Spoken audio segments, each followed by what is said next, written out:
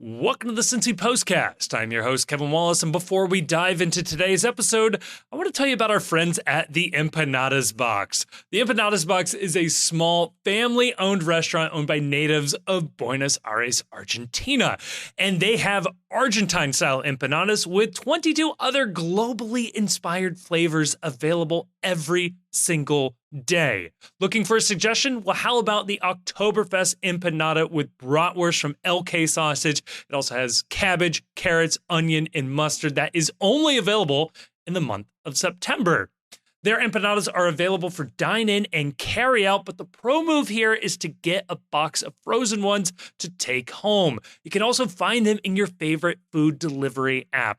You can check them out online at theempanadasbox.com or check the link down in the description. You can find more information there, including information on their catering options for lunches, parties, and more. And a special offer to listeners of the Postcast, well, they're offering 10% off your order at their Covington, Kentucky location if you mention the Postcast at checkout. They're at 212 West Pike Street in Covington, and I am happy to report that the staff there are incredibly nice and the food is top notch. If you've been listening to the Postcast, you know we've been talking these guys up well before they were a sponsor of the Postcast. So again, special thanks to the Empanadas Box, incredible folks there. And if you go to their Covington, Kentucky location, they'll get you 10% off for mentioning the Postcast.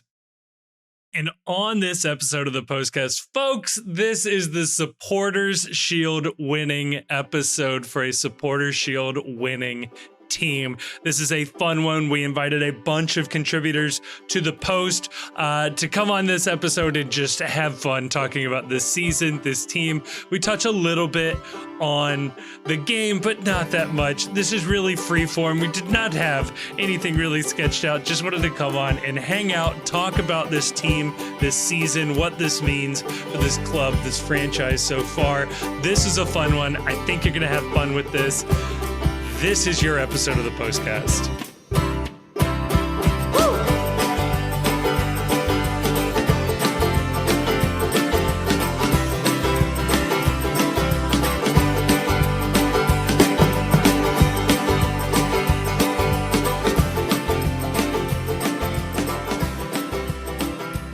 Joining me to talk about the championship and more, we've got a full house here on the Postcast. We've got in counterclockwise order on my screen, we've got Jonah, we've got the Chief, we've got Max, aka Das Harks, we've got Abby rejoining the pod, and we've got Grayson all at once. How are we doing tonight, everybody?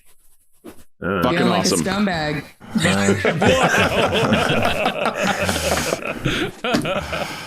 Oh, fantastic. Now, I am so excited to be hosting this episode. I was going to say hosting. I don't really truly know my defined role here.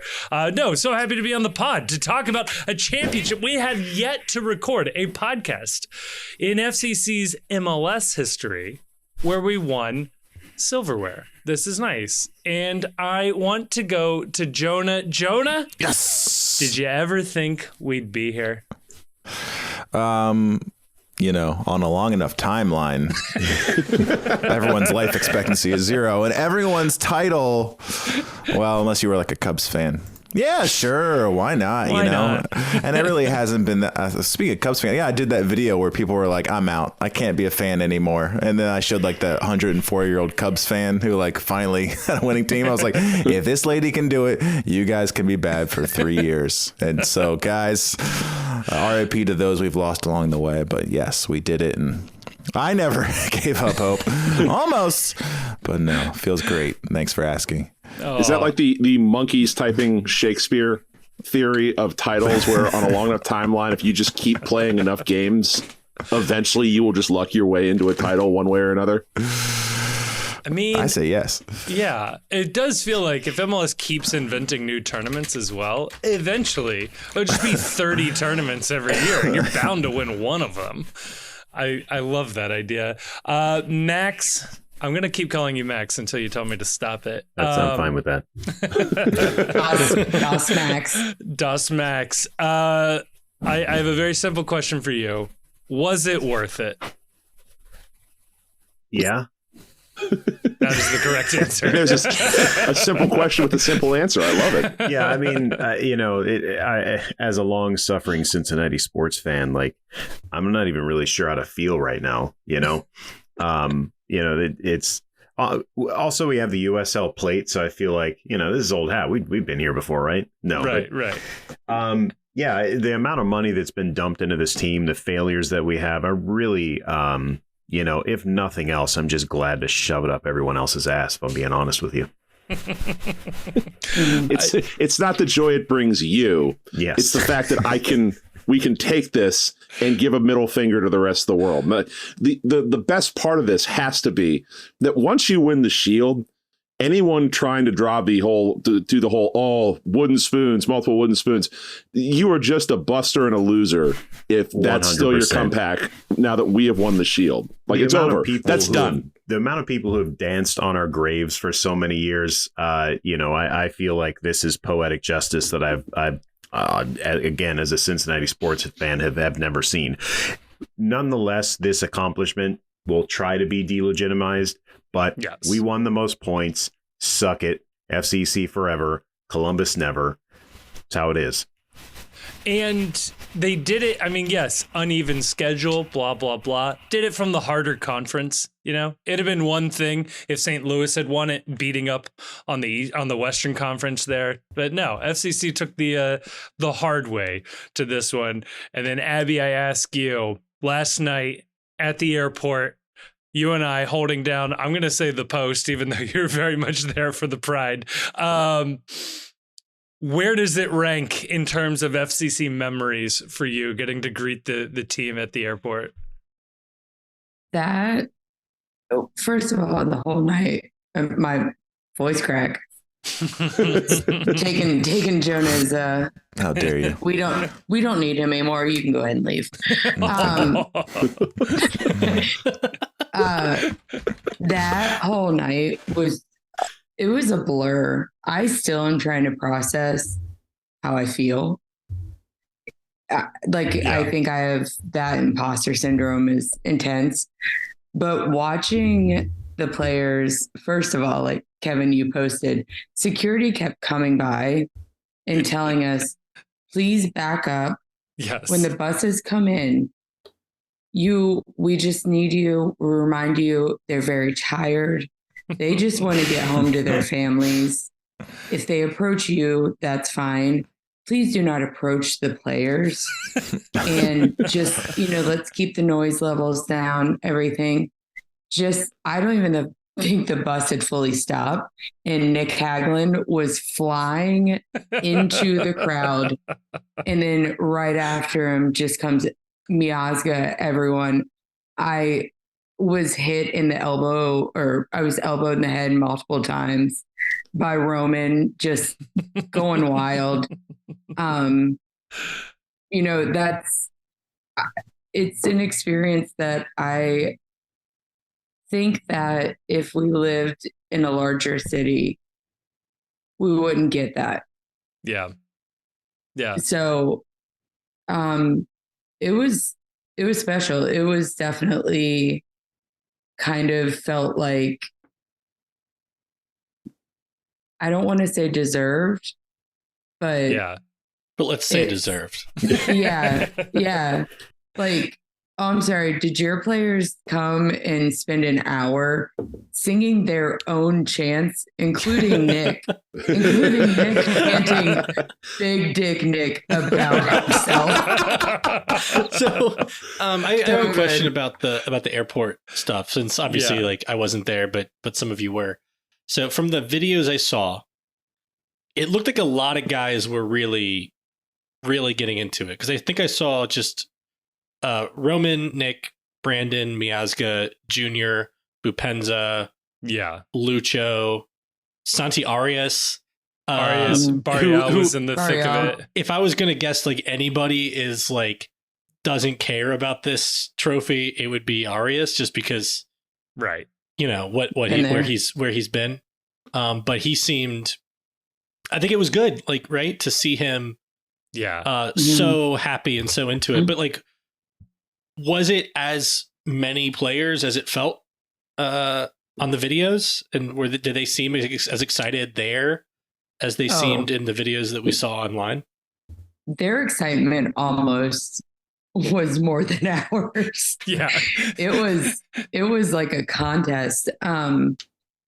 We sang all the player chants at them, to them.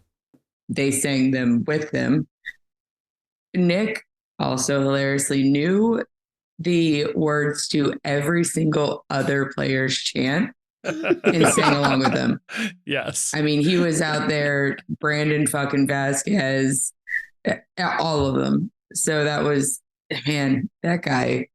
It's funny. I was thinking about that today, like this morning. One of the first thoughts I had when I woke up was, if there is one person on this team that absolutely deserves to be annihilated hungover this morning and really just enjoying his life, it's Nick Hagglund, man. Yeah. You know, he comes, like, the storyline of Nick Hagglund is absurd. He comes to this club in his hometown, and the first thing anyone says about Nick Hagglund is that the team overpaid to get him. So, like, from jump, it's been he wasn't worth the money, that this was a stupid move by the club to bring him here. He plays through some of the worst teams in MLS history, still stays the course, still stays with the club. There are stories out there that the first thing Albright was thinking when he came to this club was that I got to replace Nick Hagglund. Nick Hagglund is a liability on this team. And he said one meeting with Nick Hagglund switched him around to a believer of, nope, this is a guy who's going to rebuild the locker room. This is a guy who can help with the turnaround on this team. And this year, he plays an integral part of this turnaround of the back line. He plays key minutes. And then in the city he made his MLS mark in, Toronto, he's on the field with the club celebrating as they win Supporters Shield and complete the turnaround. This guy's seen the highs and lows of everything we have to offer. And he has brought the first professional trophy to his hometown since the 1990 Reds? Yeah. We're not going to argue about Kelly Cups. We're not. We're not. I don't want to hear about it. You're counting the USL title. Yeah, absolutely. Right. So about Nick. So Kevin, you retweeted that video of Nick running from the. Yes. And we've seen, I think, a bunch of angles of it now, and every angle is great. You've seen the video of the Nick running to the crowd, and I was going through the quote tweets of I think your tweet. Yeah. And there was somebody who said, I got to hand it to him. I really dunked on that trade when it happened. I had a lot of fun joking about it, but they've had a great season or whatever. And I clicked on this guy's bio, and this guy was like a Vancouver fan. Like, why not? What? Massive league. Why do you care that much about our trades? But I guess that's like how far and wide. And I guess I've made fun of the people who are like fans of the league and get like involved in like league wide narratives versus just like being up in your own team's stuff. Yeah. But like if you're a Vancouver fan, you should not have an opinion about the Nick Hagglund trade to FC Cincinnati. But you know what? Good. I'm glad that you, random guy in Vancouver, had to eat your words last night. He came back around. I like the idea of somebody being really protective over the center back market in MLS, and that's what they're actually a fan of. Is that Nick broke blew the the market. roof off that? Yeah. Wasn't that the complaint about Brenner? Yeah. Where they were like. They're like, now MLS every Brazilian will be MLS expensive. teams are upset that FC Cincinnati is like blowing up the Brazilian market when like MLS was not even in the Brazilian market at the time. Also, in a post Messi world, you can miss. Oh no, you're okay. I gotta finish the reading, bro. Hold on, let me get the book. Let me get the book. You guys continue onward. Let me get the book. I almost thought about declaring an amnesty, but it's 12 minutes in. My God. Anyway, in a post Jordi Alba and friends world, you can miss me with every ounce of overpaid for XYZ shit you can dig out of your ass. Also, maybe I'm getting way ahead of myself here, but if you went back in time, made this future deal with the devil and said, you're going to suck absolute ass for 3 years, but in that fourth, fifth year, you're going to make the playoffs and you're going to win the damn shield. Do you take that deal? I'm thinking you take that deal. Yeah. 100 times out of 100. Especially when the deal kind of necessarily had to come with, you get to be in MLS. Yes, yes, and we have some spoons off of which to eat Skyline. Yes. So we got some spoons, gather some friends around, put Skyline on the plate, eat the Skyline. Yeah. Profit. Love the idea of scooping the three-way, sliding the three-way back onto the larger plate that is the shield. Absolutely. And there's please. We have the sword to cut with because we're cutting and lifting. Yeah. I love a cut and lift with the supporter sword. No, I just wanted to touch on Grayson's the last part of his question, which is, were there any players that didn't participate? I don't want to call him out because he did. I didn't. I purposely didn't ask if there were any players who didn't participate. Oh no! This is an amusing story. I was going to ask. Obi, a fairly quiet player, I think. Like, he's a very good player, but he's not usually the feistiest guy out there. He had tried to quietly slip away, and I have no problems with it. Again, 1 a.m. It's super late. They got held up at customs because apparently nobody told them this plane was coming, so they needed to call customs agents to show up at the last second to get them through the gate. Which then I was thinking, like, if there was a government shutdown, I'm not entirely sure how last night was supposed to have gone. But anyway, the Obi had slipped away to his car, but the crowd had got to his song and started singing it. And he like ran out from pretty far away in the parking lot and started jumping up and down with his hands. Like, he really enjoyed that his song got to be sung there. No, that was great. With everyone being so excited, is part of the reason that, like, okay, so you see a bunch of shitty takes online about where the Supporters Shield champion, do we call it a Supporters Shield championship? Or is this is a good question. Is it a shield ship? What do we call this? I think you're champions of the league, personally. Champions of the East? Well, we definitely have that. Could you say league champions? Because then you win the MLS Cup, you're MLS Cup champions. Yes, exactly. That works. So we can say league champions, and then it sounds a little more professional. Right. Yeah. I forgot this wasn't just about the East. Like, this is where I like that. Abby's gonna go to the airport at 1 a.m. for like a Eastern Conference championship. Yeah, what would you have done if you would have known it was the league championship? Would you have driven to Toronto? Face tattoo. Oh, I guess I'll have to get that tattoo erased. Man, I'm reading the Wikipedia, and they dance around it. Like, this sentence is hilarious to me. However, in the 2017 season, Toronto FC managed the Canadian version of this achievement. It's like the Canadian version of this, the Canadian Championship or whatever, which is also called the Canadian Championship. They have to call it the achievement of. Very weird. Anyway, league champions. League champions. We'll start it. We'll get it going. This would be winning the league in every other place in the world. So if you're Santi Arias, this is the real trophy. Yes. And whatever the hell happens with MLS Cup, that's just, that's a postseason tournament. That's like the FA Cup being run after the season is over. So yeah, why wouldn't all these players think that this is the biggest fucking deal? This is the big deal. That? You think it's all like, we won it. And then they're gonna be like, hey man, it's not over. And they're That's like, what I was wondering, like, if they all are just like, all right, we did it, pack it in. And somebody had to explain to them last night, like, no, we now have to keep going. I guarantee you that there are multiple players when they first come into this league that have absolutely no idea that there's a playoff and a league cup afterward. There was a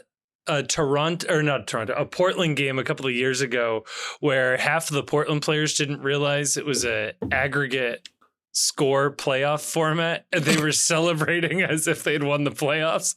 Just won like leg one or something. And like, hey, like, it's good to be happy, but we didn't do it. Well, remember Patty Barrett in USL talked about how, Oh yeah. he felt like they had won the real championship because everywhere else in the world, it's if you win the league, that's the main thing, and the cups are separate. But I want to address a question that I think what you asked Das Harks asked. Do you trade the first 3 years for what we have now? And I've been on record that finishing last is the same as finishing top out of the playoff spot.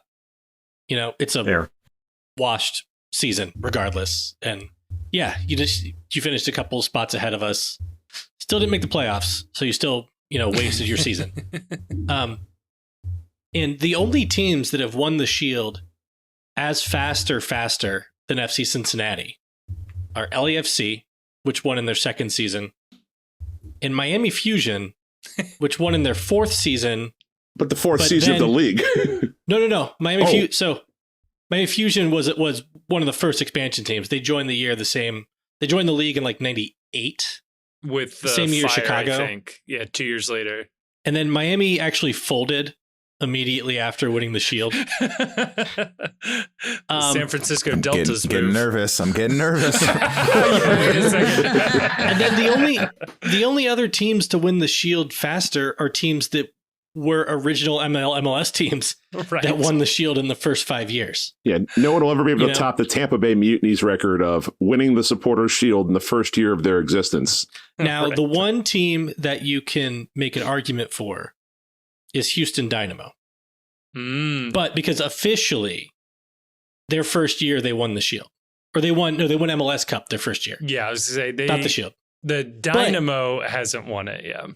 But the Dynamo they moved from San Jose. Yeah, but they got to keep the players, the coaching staff, right. It wasn't right. No, it was they picked up San Jose's team and moved them to Houston. So and then they let San Jose start a new team 2 years later, and technically they keep all of the records pre-Houston. Is that how that works? That's how the league recognizes it, but. Jeez. That's BS to me because there was continuity between San Jose and Houston. So Houston did not win a trophy their first season. Right. They get sounds to like we're the more best. Things. Yeah. That's all I'm hearing. Jonah, you have your hand raised. Oh, I did? Like it moves me into pole position on the screen when I do that. Speaking of Patty Barrett, but when people have been retweeting that wonderful Knifey Lion radio video, the Jeff, we got more winning to do. It's weird in a playoff obsessed city like Cincinnati. We're not familiar as a city with things like playoffs. The regular season is everything, sure, or that, but not for that reason. We want the playoffs though. But we won that Shield. We had that huge celebration. Jeff screaming, "Come back!" A lot of people did not come back. That the Nippert was half full for that playoff game, which is kind of funny. So that year we were totally content as casual fan base. They're we saw them with this fucking plate or whatever. It's over. We did it. So it's kind of funny that you'd think, especially at that level, it's it's all playoffs. But the following, I don't know if it was the next week or 2 weeks later. It was half full Nippert. I don't expect that for this situation, so I think we're good, but never underestimate the power of Cincinnati sports fans to not add additional games onto their season ticket package. Are we good? We got the plate. This felt like the Super Bowl. So yeah, we're all set. It does. Yeah, that was true very much during the Nippert years of if there was ever a game not in your season ticket package, you could expect 8,000 people to be there. It was not going to be a well-attended game right up until the MLS team started showing up. But so to Jonah's point also, two questions. Number one, was Jeff Berding right? They did have more winning to do. It just took a few years. And B, is Jeff Berding vindicated by this result in the Supporters' Shield? You can't come on to the postcast and besmirch the name of Jeff Berding. Our benefactor, our Lord. He liked my tweet today. Well, see, we're in deep. So, although I do think that I called Jeff a fascist in one of the very first episodes of that sounds like a roast. It sounds like a roast you do with your pals. We've all called Chief a fascist. I believe I more specifically said that he was a Franco sympathizer. Oh, a very specific genre. No, Chief, I think to your point, and this is where I definitely wanted Max's takes on this, is the theory, and I know Grayson has a lot of qualms with this theory, and I think there's plenty to poke holes at. However, the theory was FCC had 271 days to build an MLS club. And basically they said, we got to get all the groundwork first. We'll get the team second. And they started building Mercy Health Training Center. They started getting the corporate sponsors lined up. They started doing everything else besides hiring a sporting director or general manager with league experience and building it up that way. Got the stadium site picked out, got everything all in a line so that when it came time to focus on the team, they would be in a position to, dare I say, crush this league. And that is exactly what happened. Like, that runway, that game plan worked. Now, I don't think the lows were supposed to be that low or that long, but the game plan worked as it was laid out in late 2018 going into 2019. Max, do you agree with that? Am I missing something here? I mean, I think you got it all. I mean, you know, at risk of going down memory lane in too deep a fashion, I mean, what is a championship episode for if not that? all right, league champ. So, yeah, a lot of the club's plans did not go to plan. I mean, it wasn't lost on anybody involved in the club that it would have been a good idea to get guys with MLS experience. I will say, if I may, the club made a lot of calls to people with a lot of league experience. And I will tell you, on our timeline, the people with league experience said, "You have how much time?" Yeah, I'm not doing that. I'm not joining this experiment and dragging my name through the mud. You have less than 1 year to make this work. It's not going to work. I'm going to not Cincinnati. And indeed, that's what happened. And then they had to hire consultants to find somebody who was available. That went as of course it did. And then honestly, when there was runway to get it right, it was made right. You know, there's much to be made about, like, you know, speculation on who was and wasn't available. But, you know, beyond signing the check, there's intricacies about who you're even allowed to interview. The guy has to want to come here in the first place, or girl. And yeah, I mean, I don't think that billionaires with an interest to continue being billionaires are going to continue throwing money down the hallway, losing on purpose. I'm not going to say the club didn't make a shitload of mistakes along the way, but I think they'd be the first ones to admit that. But we're here now, baby. Hey! Championship episode. League champions. League champions, sorry. Also, with Grayson, to Grayson's earlier point, if we are like, you could be in mediocrity forever and you can just kind of keep, you know, you could be the Andy Dalton Bengals for a long time. If you don't, you gotta bottom out. Well, you don't have to in MLS. No, I don't mean bottom out. You shouldn't have to bottom out in MLS because you're not playing for a first draft pick, but, you don't want to be in that spot where you're like, maybe we'll make the playoffs this year. Maybe we won't. So I think it all worked out.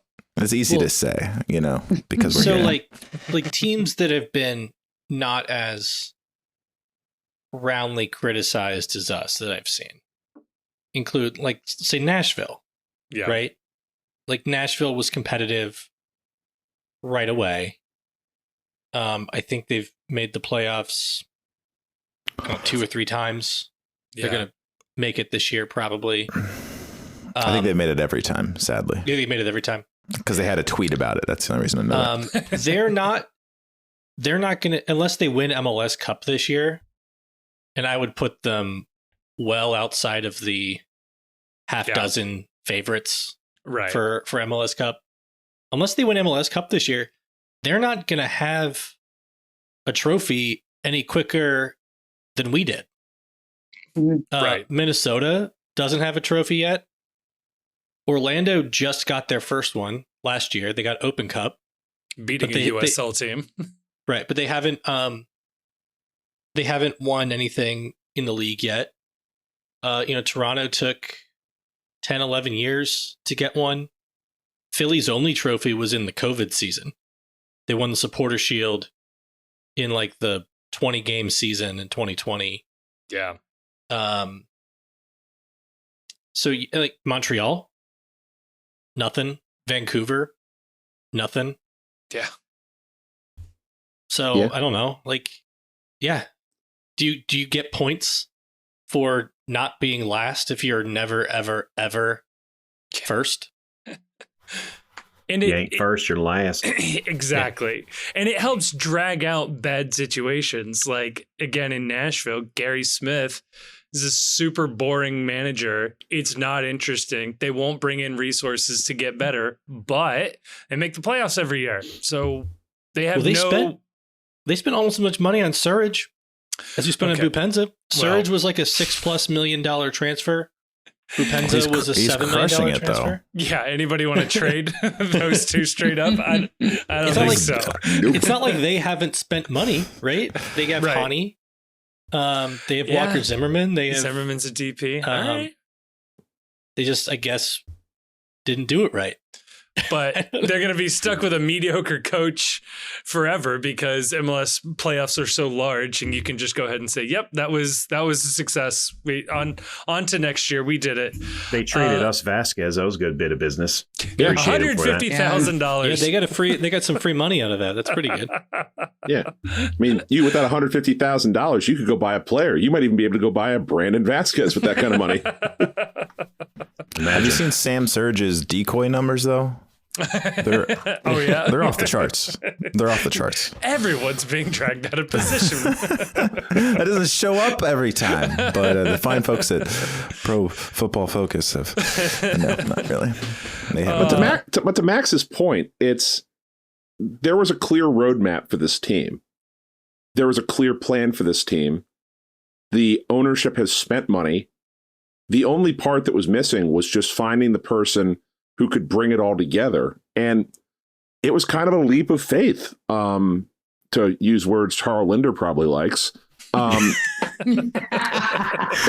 They tried the overseas route. That didn't work.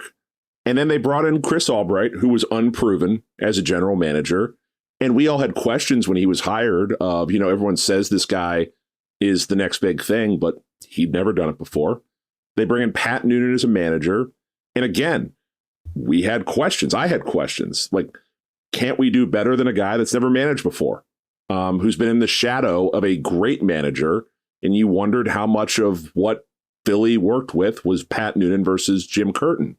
Yeah. And same thing with Chris Albright. How much of what Chris Albright was doing was Terrence Tanner. And yeah, they took a shot in the dark on these two. They gave them their first opportunity. And it has paid dividends immediately because everything, and I think Albright has said this in interviews, is that when they walked into this situation, everything was set up to be successful.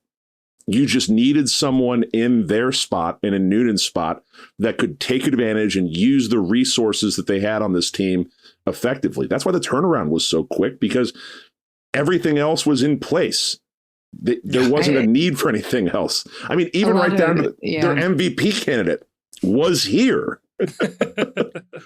I think, you listen to a lot of players talk and they say the exact same thing, that it should have worked out. It should have been there.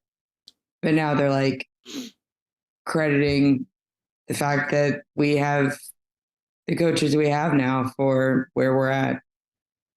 So it really does beg the question that I have, is that given all that, are we underselling how awful Gerard Nijkamp and Jaap Stam were, that they couldn't make it work here? That somehow we are giving them more credit than they're due, and that they were not just historically awful, they were in the history of sport in general awful.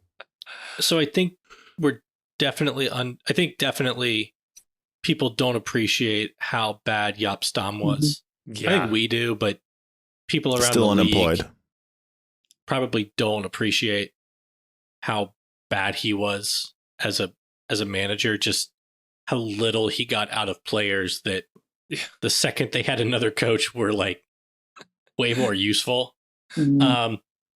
Nightcamp, to Max's point, didn't walk into the easiest situation to build a roster out of, but I don't want to apologize for him too much, because he's also the one who made the Jaap Stam hire. Right. He could have hired an MLS coach and it probably would have gone better. Like, by all accounts, a name that was bandied about at the same time as somebody who was interested in the job and available was Dominic Kinnear. He turned out all right for us, though. Yeah, so this question was posed by Andrew Wiebe on Twitter, and I'll pose it to you, Max. Has Chris Albright missed on a signing yet? So I have like a half an answer. Exclude draft picks. Yeah, those don't count. Draft picks, draft picks don't really count. But also, like, kind of been crushing that in terms of Murphy and Celentano. Two of his draft picks were on the fucking field last night to clinch the Shield. We thought drafting Celentano was hilarious, and fuck us. Boy, I defended it. I defended it immediately. Oh, I just remember typing, "What the hell are we doing?" in the chat. Turns out we're fucking winning is what we're doing. Thankfully, me defending that draft pick is on tape. Yeah, on this podcast. I'm glad I didn't say I would kill myself if we didn't draft Kip Keller. So Uncle Stabby turns the knife on himself in the latest postcast. Nobody is safe. So me defending the Celentano pick is an example of like rational ignorance. I didn't learn anything about any of the players, and people who learned stuff about the players whiffed big time. Like they all said we needed to draft Kip Keller. Yes. Everybody, like nobody who wasted their time learning about these college players liked the Celentano pick. I liked it simply by virtue of the fact that he was a Generation Adidas goalkeeper. Yeah. And Generation Adidas goalkeepers have an incredible track record. So I trust the ability of those folks to pick good goalkeepers better than I trust their ability to pick good defenders. Yeah, the other part of this is, I think even if Albright had missed on a signing, and I'll have an opinion about this later as I tap dance long enough to generate one, but I think that is another piece of wisdom in hiring Albright and Noonan as a package deal. Any mistakes, quote unquote, that Albright would make from a roster build perspective could be covered up by Noonan's coaching and them both understanding themselves sufficiently to build a system here that works. And I'd have to say, if there was anything approaching a miss, it would probably be Santos. Mm-hmm. But he also makes perfect sense. And for the times that he was healthy, and who knows how long he'll be here, hopefully he stays and does well, because I like the guy. He's fast as shit. He's and under as an contract American, next year, at least. Perfect. I love a fast black guy. I'm going to raise my hand as a part-time African American. There's nothing that pleases me more than a brick shit house black guy just flying past people and scoring goals. I just enjoy that. I'm sorry, but even him, if he is a miss, which I don't think he is, this guy, every time he was on the field when he was healthy, was disrupting play, dragging defenders with him, just causing problems. And so to that end, I don't think Albright's missed on anyone. Yeah, one could say, well, we should have had center back depth, but we don't know. We still don't know how deeply this roster is fucked. Still. Yeah. And what Albright was able to make of it and what Noonan was able to do with what Albright made of it was nothing short of deeply impressive. Only the third time in the league's history this has ever happened, where a team has gone from worst to first in that time period. So I don't know. I don't think you could have asked him more. And I think, his name was invoked earlier, and friend of the show, Kenny Arena, but him and Dom Kinnear, their presence cannot be diminished in this. Right. As well as, forgive me, the goalkeeper's coach name is escaping me at the moment. Paul Rogers is the Paul goalkeeper Rogers. coach. Yeah. And then Ricky Paez is the other assistant.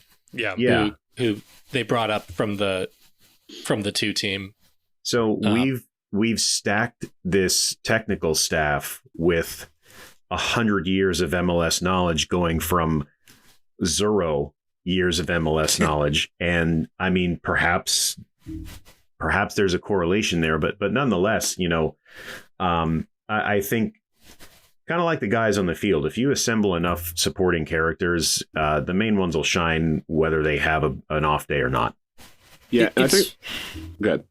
I was just going to say, it's you really can't take a position that any Albright signing has missed without like defining really specifically some like special circumstance of like why Santos, for example, is overpaid, even though he has been a very valuable piece of the roster at times. Right. This is not the situation where it's like, oh, this guy sucks. Like there's nobody he signed that's like, oh, that guy sucks. Right. It's all been, okay, well, maybe Don Badji, makes too much in relation to his contributions to the team, or Santos, but like, come on.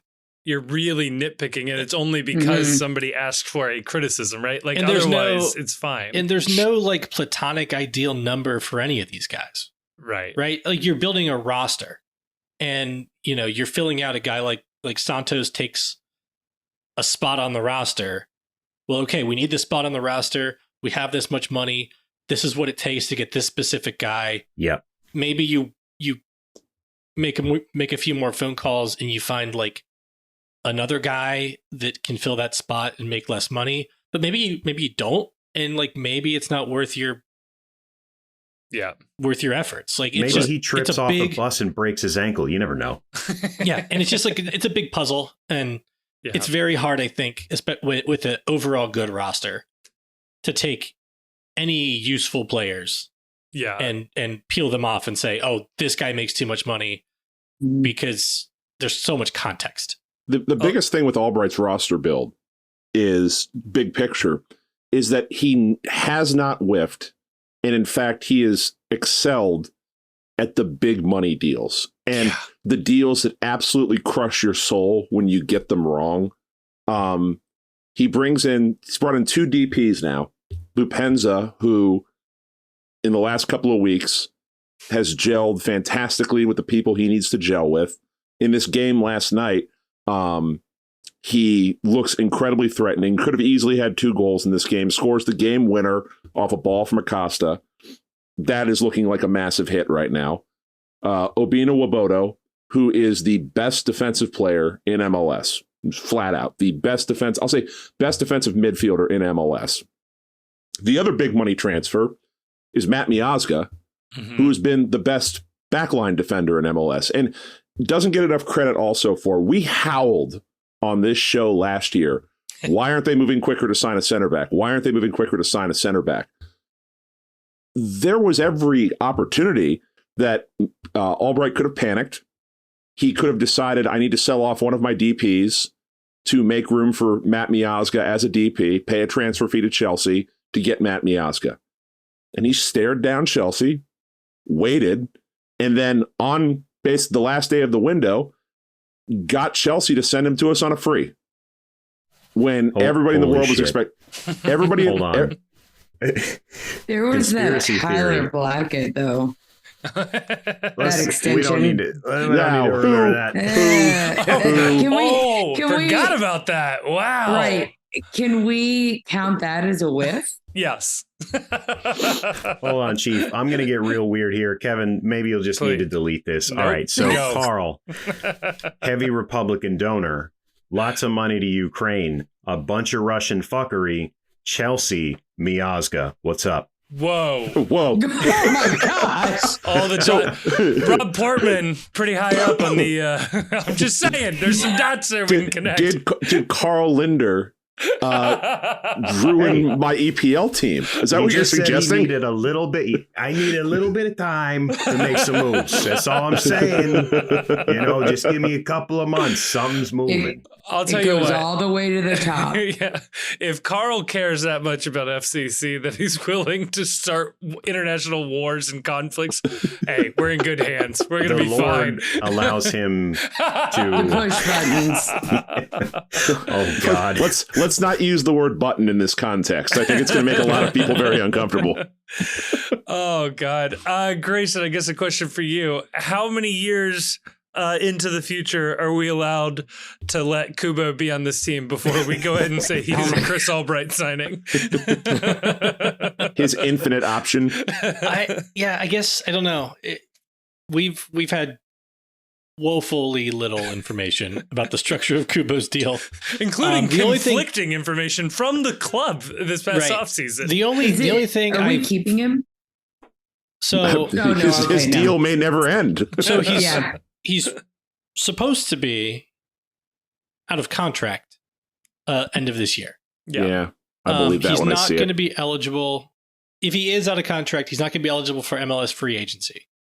So we'd be able to retain his rights and make somebody pay us money if he moved into the league, but we would not be able to prevent him from moving abroad. Now,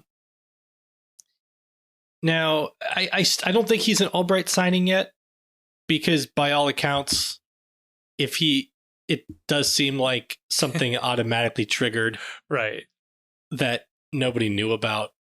So, because last year he was on the list of players at the end of their deal that FCC's, I think it was turning down an option or was not exercising an option. No, he was listed as one of the players with an option. Okay, and then he was not listed as a player whose option was declined. That's right. He was not listed as a player whose option was picked up, and he was not. And there was no announcement of a new deal. And then he was on the team. But there were three players who were not listed as their option declined or option picked up. It was Kubo, Vermeer, and Don Baji. Now they were all back.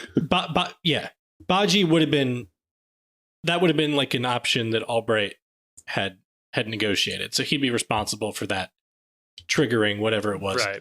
The other two, that's like poison pills. Yeah. Can you say, though, because we didn't exercise the one-time buyout on Kubo, that by extension, that makes him an Albright signing? Because Albright could have chosen to get rid of him and chose not to get rid of him?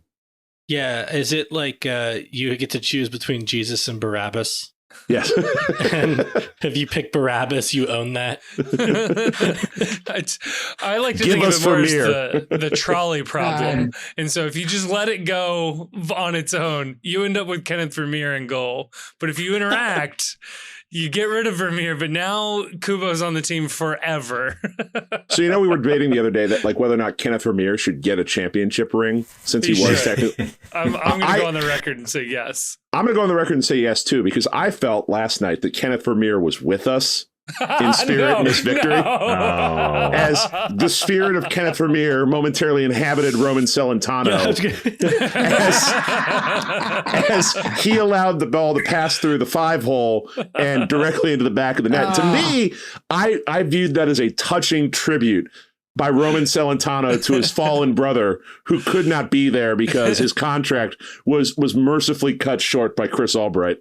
That was the moment when Roman's feet were not making footprints on the ground. And Vermeer was carrying him. And Roman's like, no, I really didn't need you to carry me. I really needed my feet to be on the ground there. Yeah, please put me back. Put me back, please. I confused a lot of fellow concert goers. So to give you just a small picture into Dos Harks' on life, still hanging out with some friends from high school who months ago said, hey, Mars Volta's coming in town. You want to go see him? And I thought, there is no fucking way this Toronto game's going to matter. So why not? Well, here I am in the middle of this concert, utterly enveloped in weed smoke, listening to some quasi progressive Hispanic 6/4, just absolute chaotic music as that shot comes in and just goes right through Roman's legs. I half collapsed into a ball of disappointment. Fellow concert goers thought that I wasn't enjoying the music. It was a weird scene.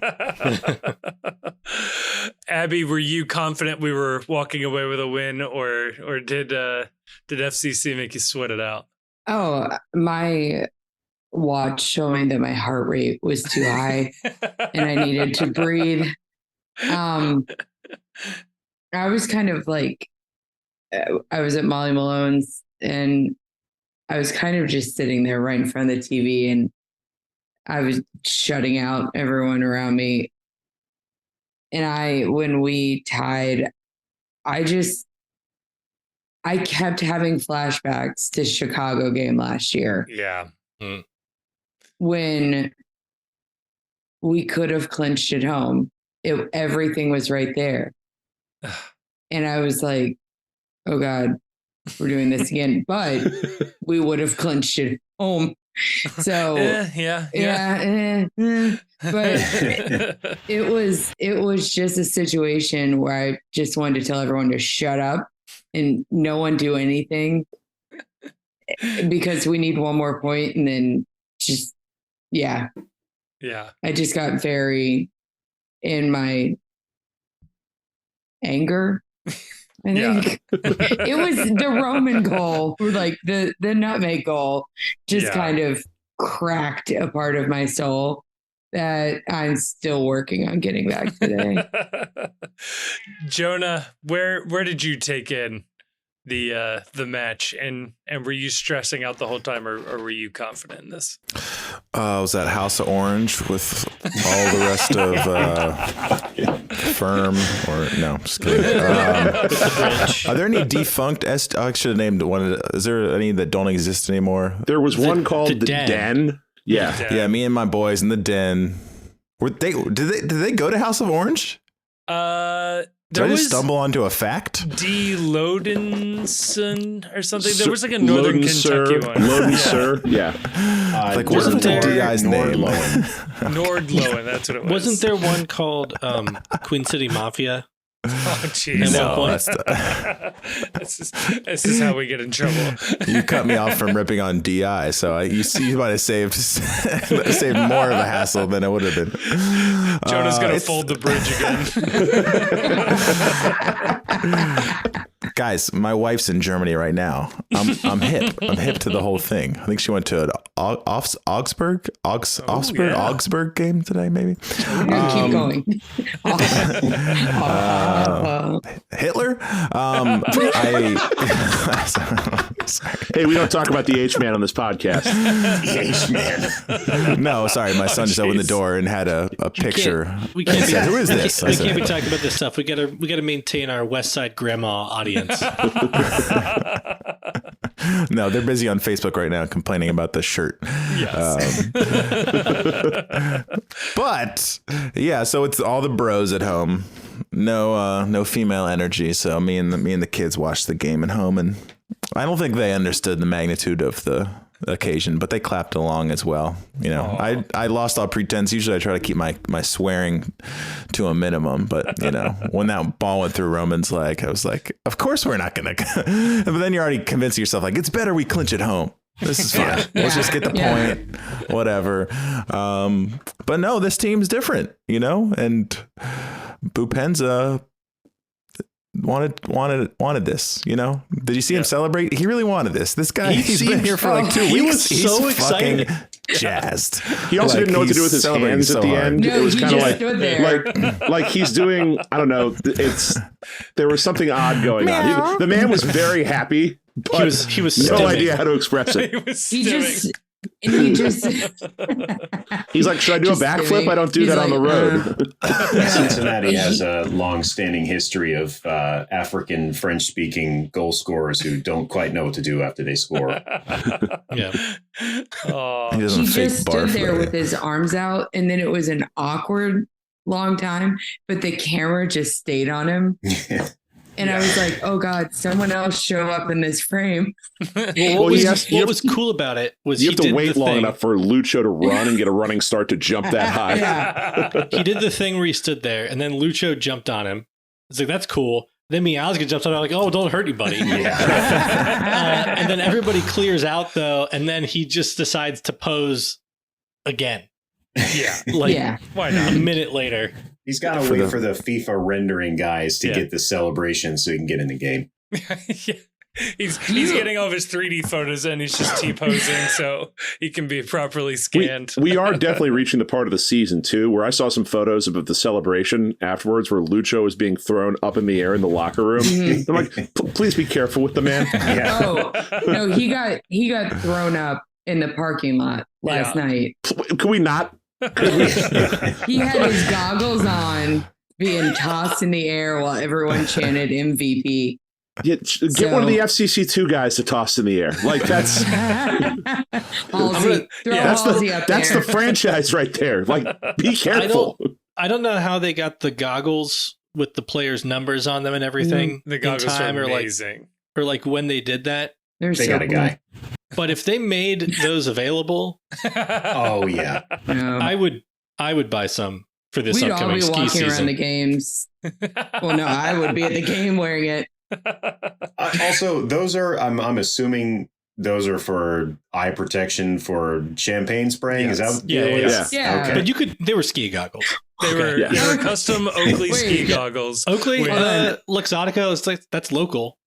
Yeah. I have a question for DOS Max. What besides eye protection for champagne spray would they have been for? Look, man, I don't know. I mean, people celebrate in their own ways at the time. We don't kink shame on this podcast. And the private jet goes across. Back. The private jet hits the event horizon. And you have to wear the goggles to stare into the void. That's true. They were in Canada, so you never know. Maybe it's cold snap.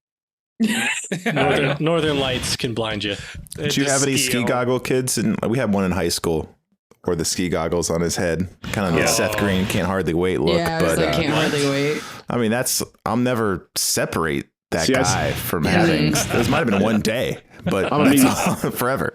I'm immediately thinking Kid Vid from the Burger King Kids Club, but that's just me as a child of the 90s. I can picture him. Yes.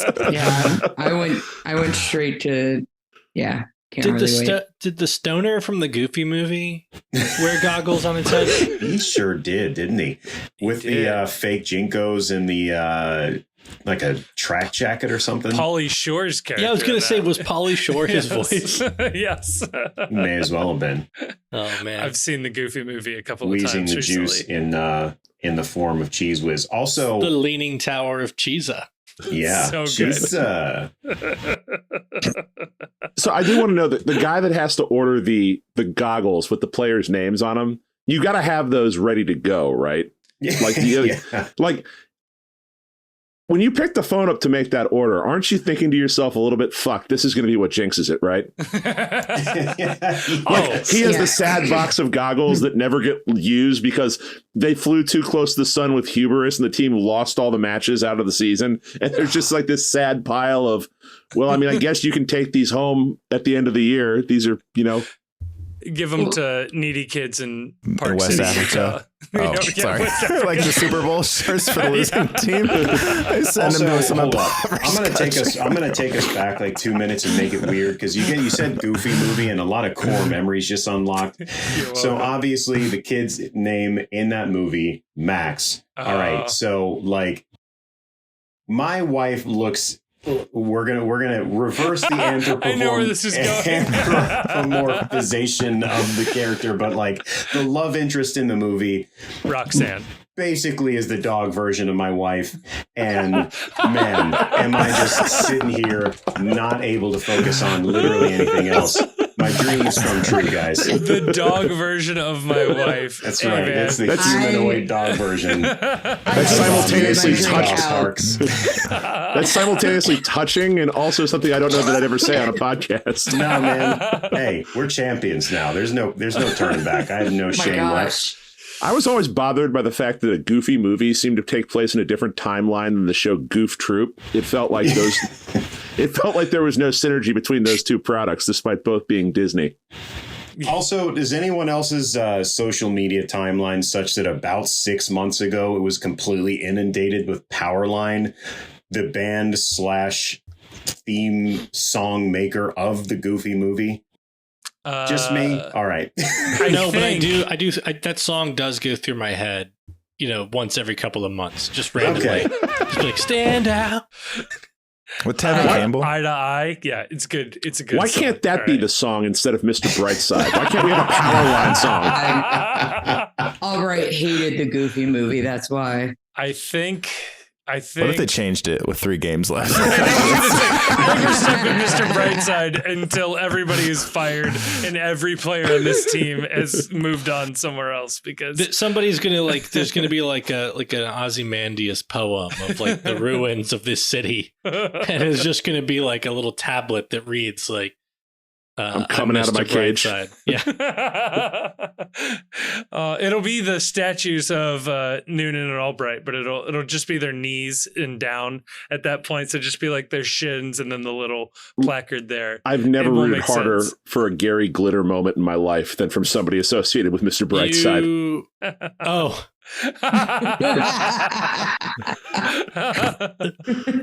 We can cancel our way out of this one, folks. Yeah, that's the only way that song's getting removed is we find out this person's got some deep ass skeletons in the closet somewhere. You root that it has already happened, not that No. happen. Yeah. But I mean, is it going to get rid of Mr. Brightside? Because I'm negotiable on this point, maybe. It was very fitting that to the day +1. So on the 20th anniversary of Mr. Brightside being released, FC Cincinnati clinched the Shield, which I really appreciated. Also, this is probably what about an Ariel Pink moment? Yes. Okay. Like I said, I'm negotiable on what it takes. I think an Ariel Pink moment is or like what maybe you like a Kurt Schilling moment too. Show up, that'll work as well. Brandon, what's his name? Brandon Flowers. Mm-hmm. That sounds right. He shows up to the next January 6th. Mm-hmm. We're having another. Right, so I also don't want another one. I also don't want another January 6th either. That's like not better. Yeah, but his participation is not going to be the make or break moment of whether there's another January 6th. He's probably a Romney guy though. He's a chill Mormon. Yeah. So. There is a problem though. What if he's a it's John Huntsman guy? A chunk of the fan base will double down on wanting to keep Mr. Brightside if that happens though. So cancel culture, getting rid of Mr. Brightside. Yeah. Now I like it more. Did you guys see this Facebook suggestion? Please. Maybe get our own You'll Never Walk Alone. Someone posted You'll Never Walk Alone. No, it's a Liverpool song. You might not have heard of it. Max, you have any thoughts on this? What if it was like a really meaningful song from like a local band? Maybe they'd even be named after like a significant neighborhood very close to where the stadium is. And what if we talk to them and they're like, you know what? We're singer-songwriters. We'll make whatever version of this song you want. And then what if the club so poorly mismanaged it that what was potentially otherwise a fantastic idea crashed and burned and detonated in spectacular fashion? And what if like an idea such as that just got brought up every 3 months to make me want to fucking punch myself in the nuts over and over again? You will be so happy. Ass ponies, by the way. You'll be so happy to learn that apparently somebody played Welcome Home on a Touch Tunes after this game at another bar. Jesus. And the bar booed the song.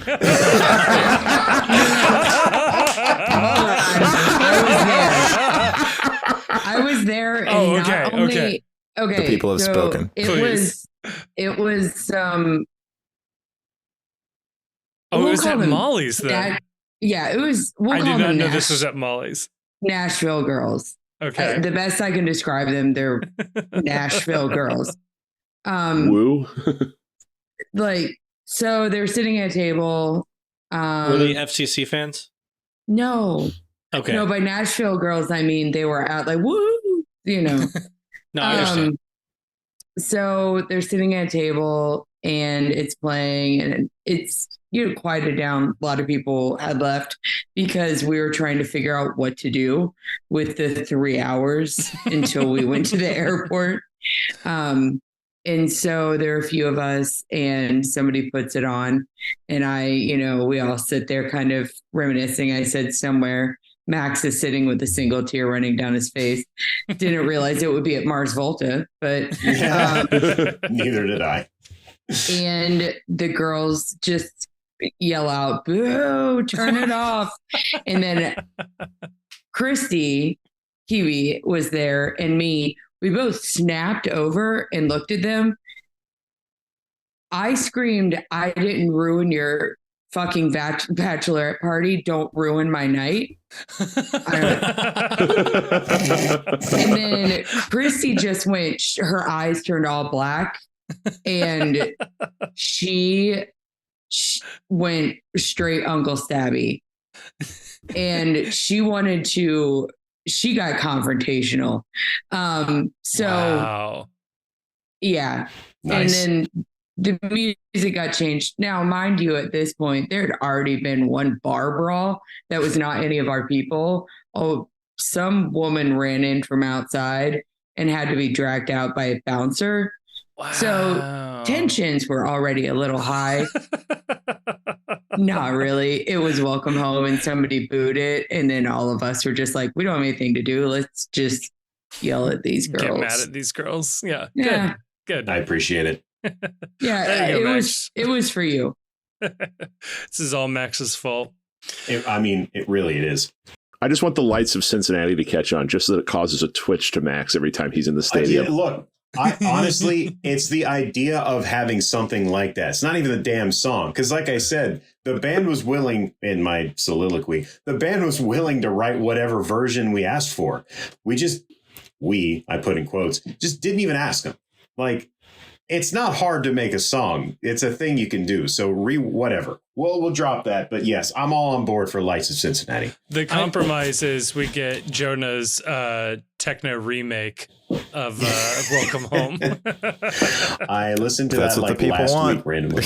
I may have found our way out Okay. of Mr. Brightside.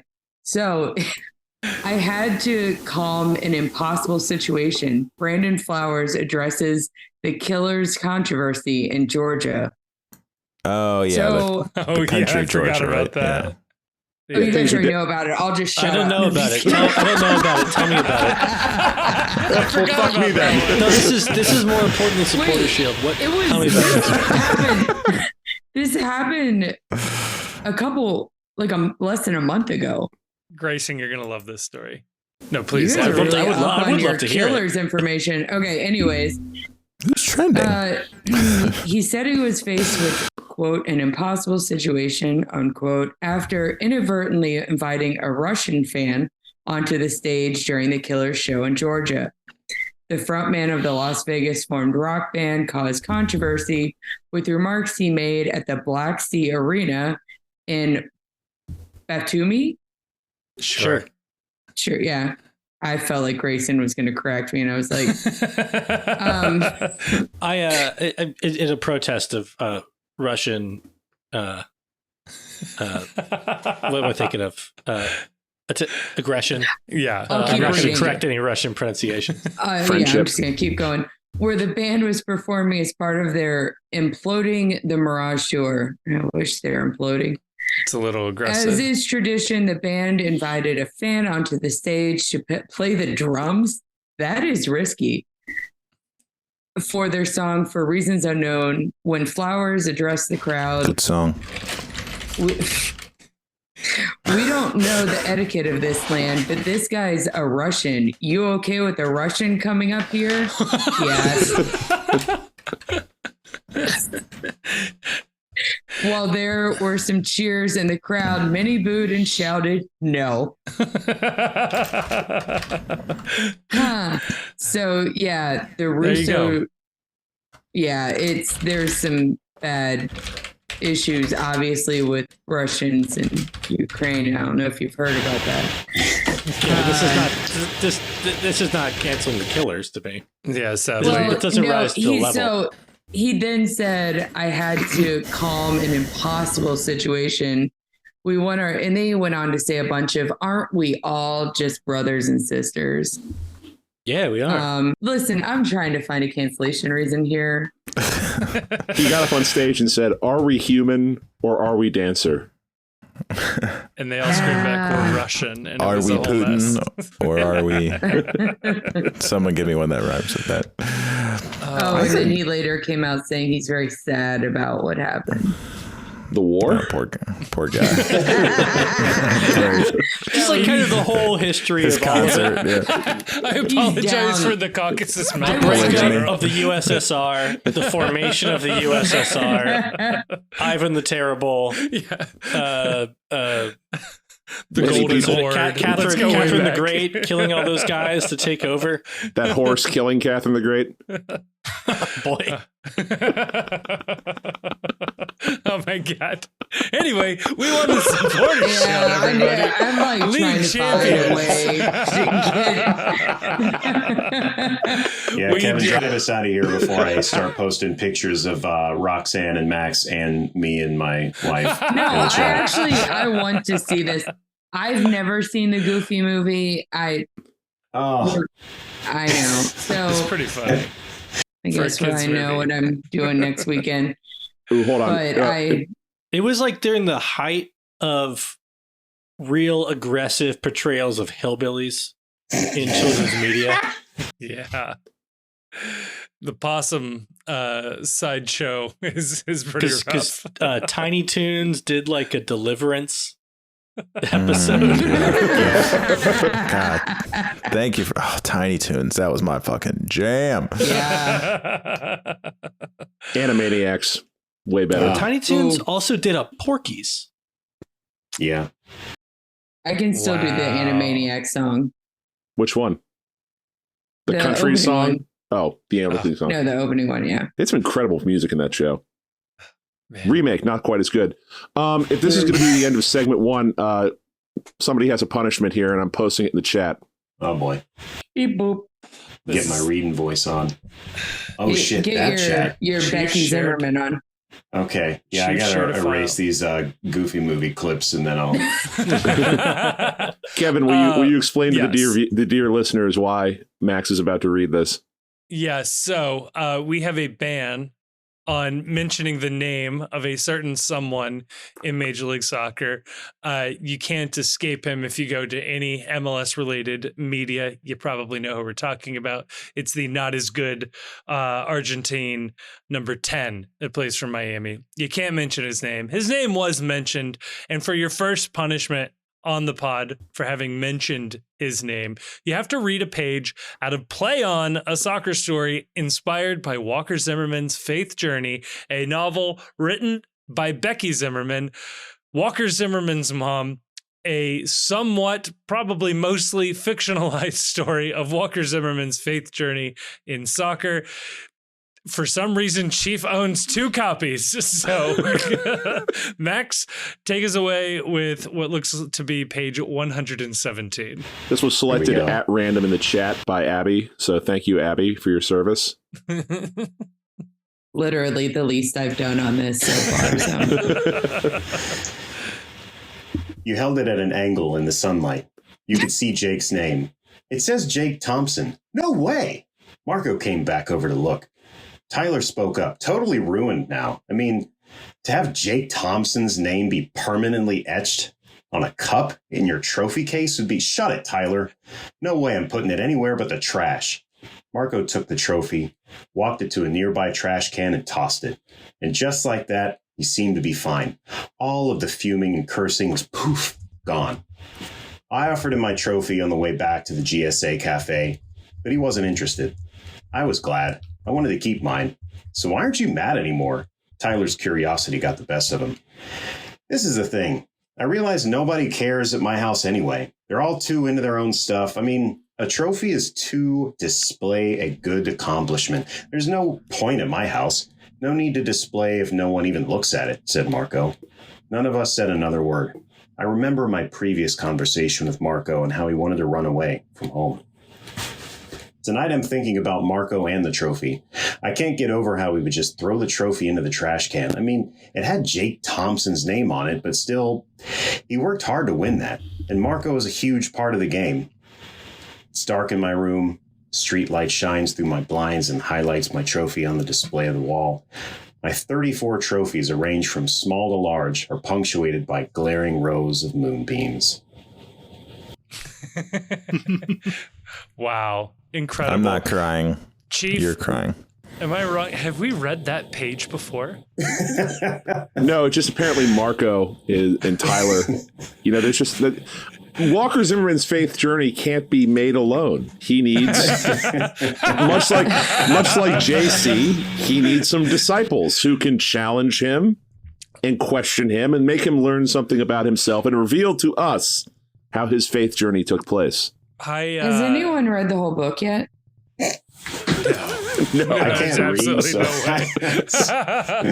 I mean, we keep saying the fucker's name. Eventually, we're going to read the entire book. I do want to put a challenge, and I think Grayson is probably the most likely to take us up on this. I would love this story told from like Marco's perspective or different perspective in the story. It would be really funny. I do need to get a copy of that book, but I'm not going to buy it. I'll just get one from Chief. I have one you can borrow. It can't be more than an hour to read it. How many pages is it? 210 on the Kindle version. Big type though. Yeah. Right? Yeah. Kindle pages. That's like, yeah. And like third grade reading level. Yeah, no, there's not a lot of complex word choice in this book based on our previous readings. This is not Ulysses. Okay, this is you can just read this. Who arranges their trophies from largest to smallest? Is that a weird way to do that? I'm sure that was how they did it on Double Dare when Mark Summers was the host. I'm pretty sure the first commandment is to put no idols before me. So he's real hierarchical in that household. So Hey, this is occurring at 53% of the way through the book. We haven't fully made our journey yet through the faith. It gets steamy. Yeah, he gets militant at the end and smashes all. I just want to read like the last 15 pages, just so I know what happens. And then I just hold on to that information. What if the last 15 pages is like a beautiful, separate little kind of self-contained story, like the last 5 minutes of La La Land? Where it's just like the movie's over, but we're just gonna do like a ballet now.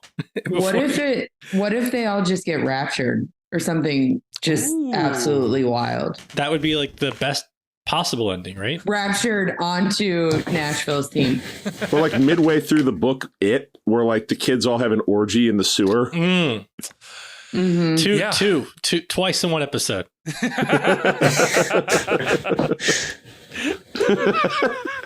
Time for part 2 of the podcast. Supporter shield. You know what? Next, that's anyway, a good with point. that, we're gonna lead into. Have you guys had a bananas box? Anyway, no, I'm going to take Max up on the idea. Do you remember that part of it where part 2? Kevin just starts screaming, part 2.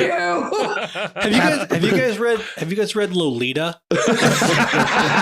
God. Have you ever been to Comet Pizza by any chance? Have you ever heard of the German film The Tin Drum? Oh, Jesus. Or the No, we actually haven't. So. Have you guys seen Sallow 120 Days of Sodom? Oh my God. Part 2 may or may not be coming out. You know what? I'm just throwing it out there. Man, was Pat Brennan lucky to get stuck on the tarmac in Canada? You get canceled in just one part? I think so. As long as we don't bring up a Russian on stage and have everybody booing, I think we'll be okay. It's called My Struggle. Who has seen the Ava Green film The Dreamers? God, if that Dreamers lady. one person from St. Louis ever listened to this podcast, they'd have to go to therapy. Oh my Yeah, they won't listen. They're scumbags. Hold on. The pictures just came through. Max. Oh my god. The missing eyeball too. It really takes it there. The bangs that over is the wild. eye. So I'm living the fucking dream here, guys. Yeah, you really are. I mean, yeah. Part two. we turn more people's significant others into animals. You know what? Nothing is better on a podcast than a visual that we're all looking at. That's just good pod. We'll make it the thumbnail. Oh god. it's just Max and his wife. And a picture from 20 years ago. No other context. Everybody thinks they downloaded the wrong episode. Oh my god. No, truly, let's get over to part 2. Let's keep this going, I guess. This episode is also brought to you by Cincy Shirts. Look, you know Cincy Shirts. You love Cincy Shirts. They've been with FCC from the beginning, and we here at the Postcast, we're just huge fans of their work. They were very early sponsors of the Postcast here, and we have always enjoyed their work. If you head on over to cincyshirts.com, that's Cincy with a Y, shirts.com, and check out using the promo code ThePostCincy, all one word, all caps, you will get 10% off your order, and you let them know that we sent you. Like, they have MLS and MLSPA licensed FCC gear available online and at their 2 retail locations in Hyde Park and Fort Mitchell. If they don't have your size on the shelf, they can print you one on the spot. That is a fantastic feature and something that I have used as well. So again, special thank you to Cincy Shirts. Head on over to their website or check the link down below in the description for the promo code ThePostCincy for 10% off your next order. And a huge thank you to Cincy Shirts. And we are back. We've lost every sponsor and any potential sponsor, but the Postcast Fun last episode, along. guys. Yeah. Hey, this is where we get to let our dog hair down and get a little loosey goosey because we won. All right. This is our championship as much as the teams. Look at all of us putting in all the work and effort here. I guess the question is, Jonah, is no matter what happens for the rest of this season is a success. Yes? Or is this not enough now that we have it? We gotta finish the fight. I don't want to get too chiefy, but if we get blown out game 1, I'm going to say no.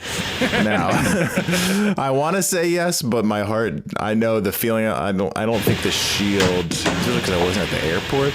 I didn't have Nick Hagelin jumping up and down on me. So I don't have that core memory. So if things go, I think we cannot win MLS Cup. It'll be a success, but we need to make a run.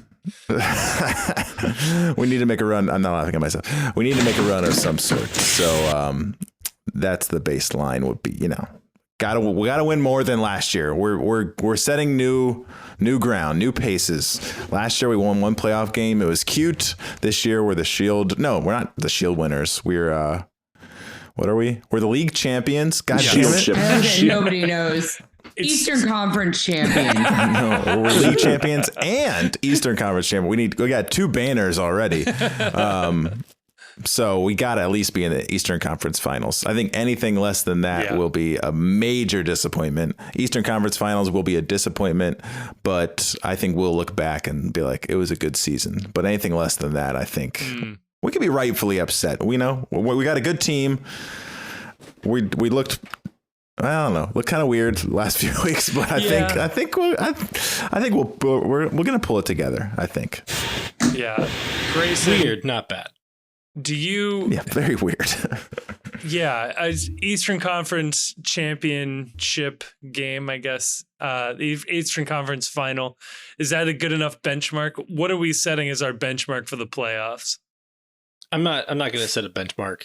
For the playoffs. Coward. No, because I just think it's too... Trying to make it spicy.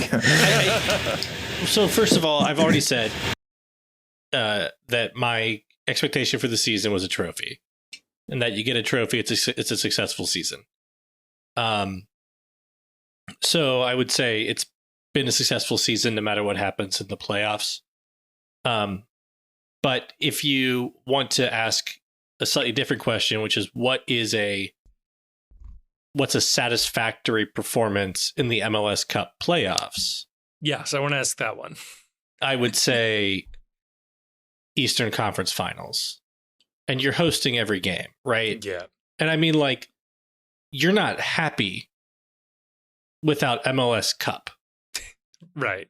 If you lose out in the Eastern Conference Finals, I'll go with Jonah's phrasing, at least they made a run, right? Yeah.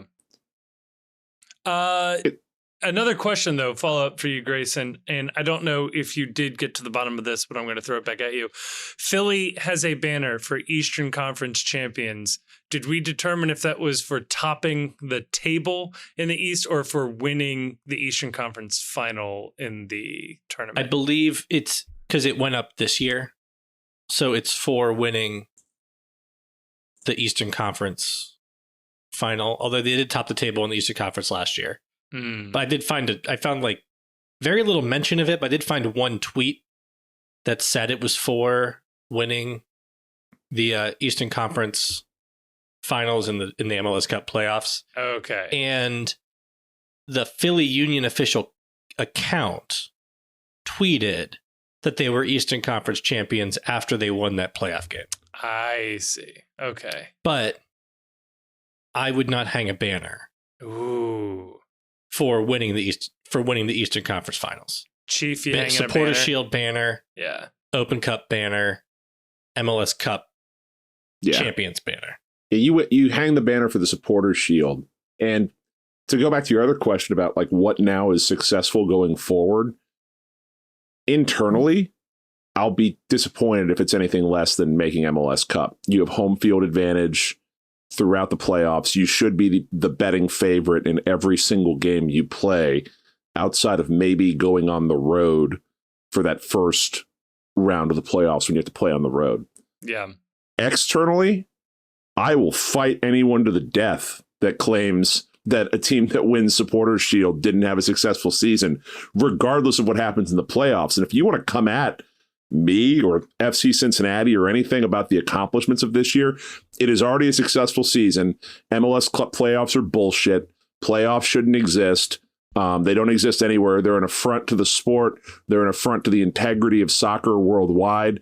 And how dare you make us compete in this made-up tournament when we've already proven everything? In fact, I would be okay if we boycotted MLS Cup playoffs and said we did our talking already, give our spot to somebody else. We don't need to be here any longer, and give the lads a well-deserved rest ahead of our CONCACAF Champions Cup run next fall. That's my official take. Wow. Everybody who has said that the Shield is not important or isn't like a real thing is a liar and hasn't won it. Or just they're showing their, I guess, insecurity about the fact that we have won the Shield, because like, look, you go back ever since they had the Shield, the team that wins the Shield does like a shield raising celebration. Yes. And they celebrate winning the Shield, and they mark they hang banners up for winning the Shield. If you go to the Wikipedia page for like MLS, it's like records and stats or something, where it lists like all the teams with trophies. The Shield is one of the trophies that's listed. I mean, you could argue over whether it's more important than MLS Cup, but there's no questioning that the Shield is a legitimate trophy. Yeah, on and the MLS, you can't have a bad year if you win a trophy. On the MLSsoccer.com, MLSsoccer.com, there's an actual tab on the standings, Supporters Shield standings. There isn't a playoff race table. There isn't a special thing for the playoffs. There is a Supporters Shield thing. It is absolutely a legitimate trophy. It is absolutely the goal of every team to win Supporters Shield every year. You're full of shit if you think otherwise. And that probably means it's because your team hasn't won it and you're just a bullshit fan that doesn't understand the importance of sport and winning in sport. And isn't it the most Cincinnati shit in the world for us to reach these playoffs after winning the championship in this new cockamamie format where there are a billion games, best of 5 or whatever the hell it is, and probably just enough time for Sergio Busquets and friends to heal up or whatever the hell to sneak in and do whatever they're going to do. I remain bitter and jaded about that whole situation. But hopefully it doesn't come to pass. But my God, I'm calling this the trophy. If we get the cup, that's neato. But this is it. We did it. I talked about last night. They tried to instill every, bump in the road that it felt like they could. It felt like to slow us down, to knock the wind out of our sails. The men in pink really took a little chunk out of all of us, I feel like. And, but you know what? Here we are. Fuck them. Yeah. So, and the shield is the trophy. The cup is an epilogue. And I'll add that yes, there's been a weird form for a couple of weeks, and you could say that the team has not been as dominant, the second half of the season as the first half of the season. But remember that basically, since the start of the Gold Cup, this team has not had like its best 11 on the field until last night. Yeah, really? Literally. Last night, I think, is the first time we got first choice starter at every position. And hopefully, the expectation is that they're going to be able to pick their best lineup every game in the playoffs. So it'd be fair to expect form matching the first half of the season than when, they went through stretches missing a lot of guys for various reasons. Yeah. Jonah, let me ask you this one. How many future losing seasons, I won't make them wooden spoons, but I'll say losing seasons, would you trade right now for MLS Cup this year? It's like, how many more seasons does a guy like me have? Would 5 losing seasons kick you off the bandwagon, but it was worth it for this cup? I don't think I would.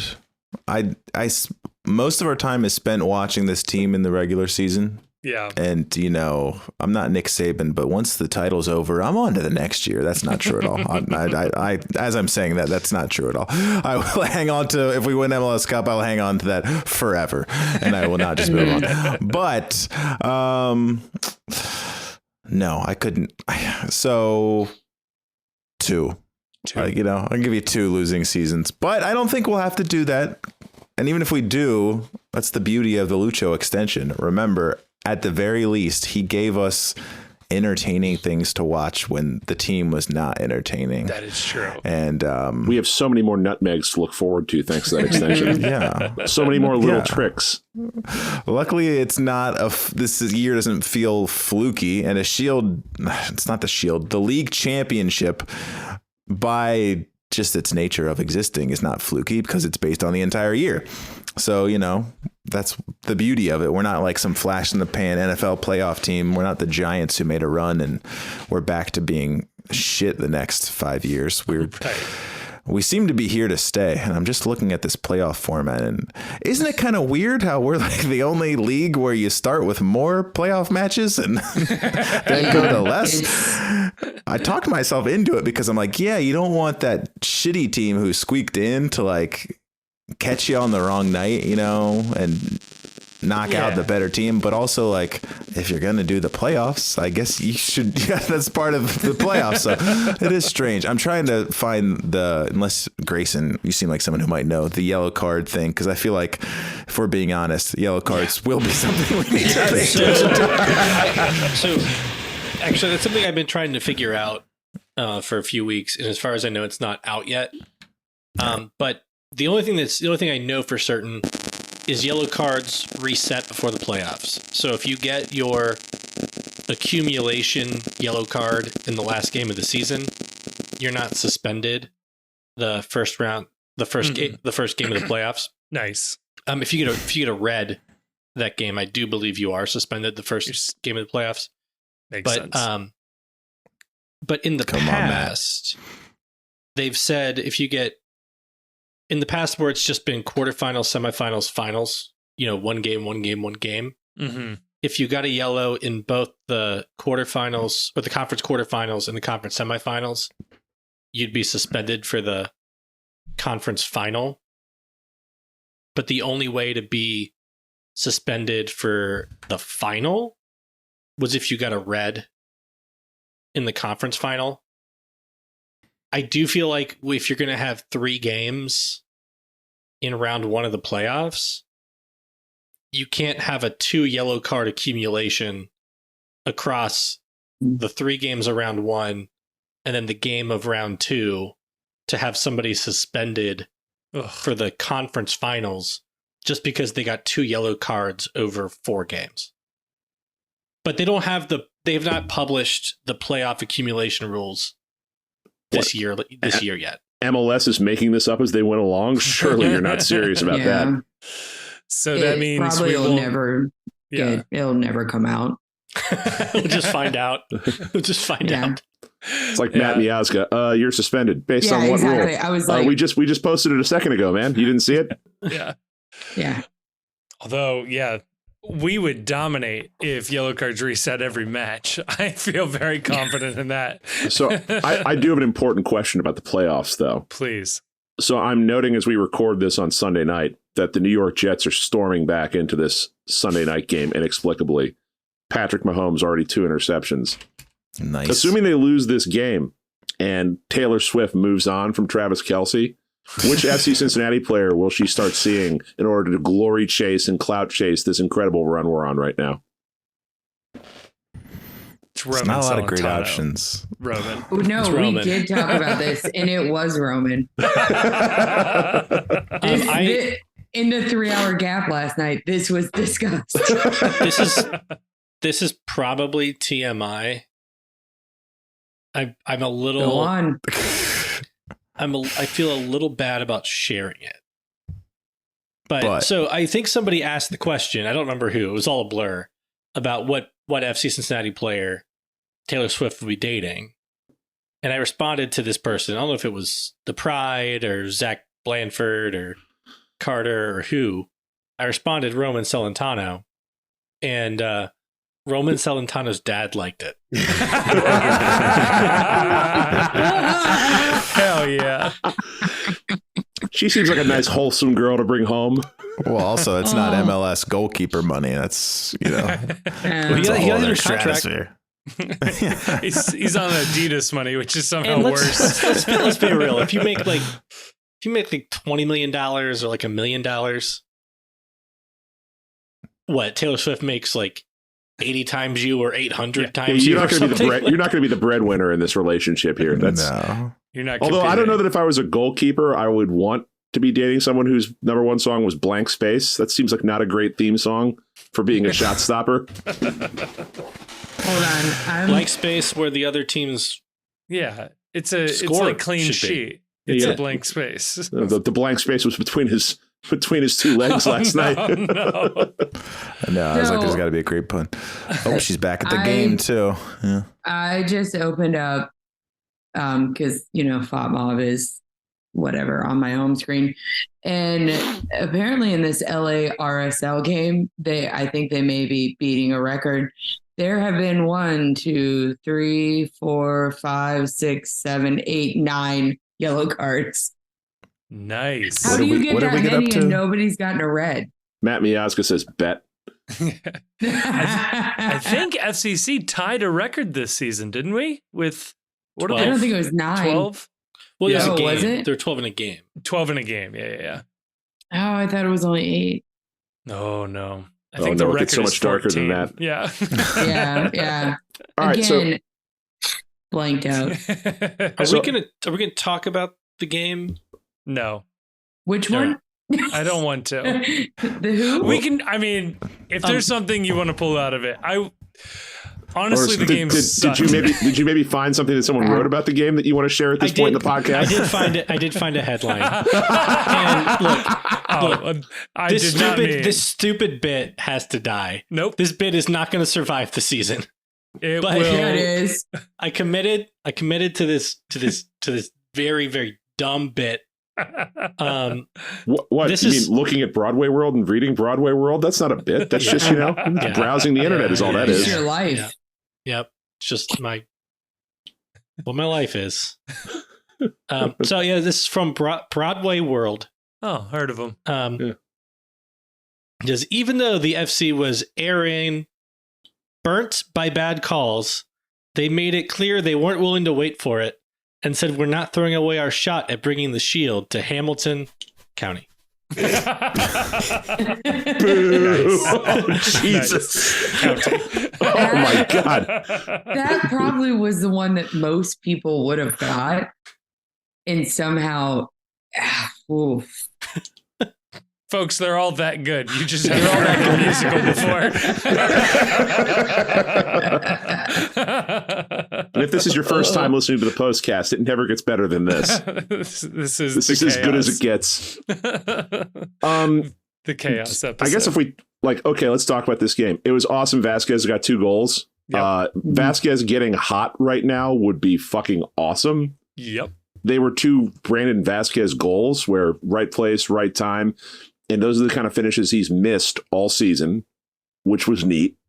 Lucho and Bopenza, the drama officially squashed now. They didn't even have to try hard celebrating with one another after that goal. That was really nice. Yeah. I think we've officially moved past it. That was stood there and waited He was going to wait for for it. Lucho. Yeah. Yeah, Bupenta stood out there. He said, "I'm king of the world," and Yeah. Acosta said, "I'll never let go, Aaron. Never let go."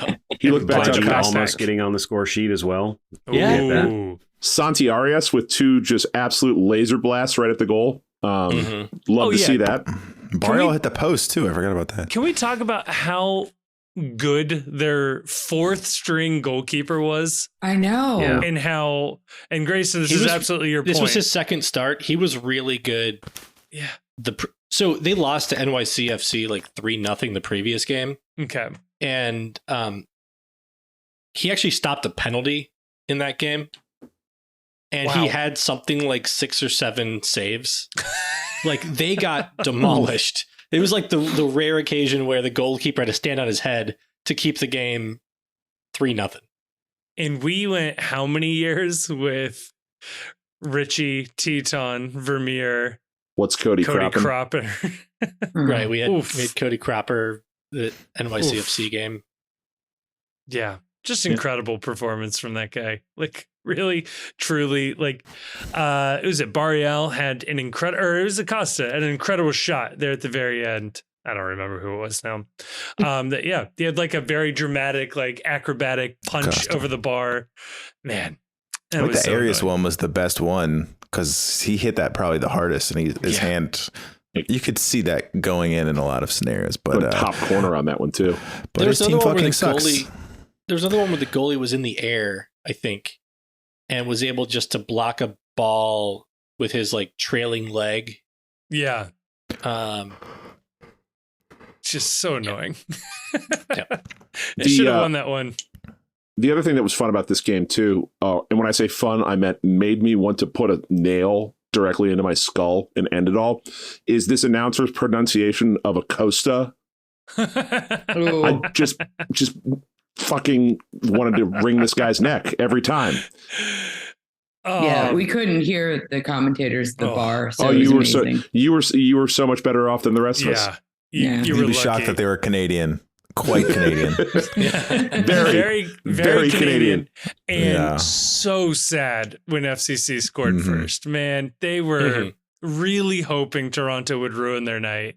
Yeah, and every time Vasquez scored, that's just a poacher's goal right there. It's nah, man, he brought it down and he did everything on this first goal. It was very good. There was something early on where Toronto got their first shot and the announcer said, Toronto getting all of the chances in this game so far. And like, and FC had already had like several pretty good chances that their goalie stopped. Yeah, we were dominating until we weren't. Yeah. Right up until Bernadeschi, I guess, decided to try randomly. I don't know if he had been not trying the last month. The only thing I really want to say about the game is, so the Bupenza goal, that first touch was like just incredible. Yeah. And obviously the finish was great as well, right? Finding that spot in the goal. And I'm ready to call it on him. Bust. Good side. I'd respect a bust take. I think we're at the point where like he's gotten a couple of important goals that helped us secure the shield. Yeah. I want someone to have that. I want someone to have that take. Other than the goals, what has Aaron Bupenza done for this team? Specifically, that goal last night. That right, and we had talked previously. That goal last night was the moment Aaron Bupenza became president. I hear Gabon might be looking. That's a good point. He could be in the running. So we had talked about like maybe having to like tweak expectations about Bupenza like a couple weeks ago, and how he could still be like a good signing even if like it didn't like happen this year. And I think it's fair to say that what the stated goal was for him this year has happened. So yes, it's, you know. Here's a good measure of that.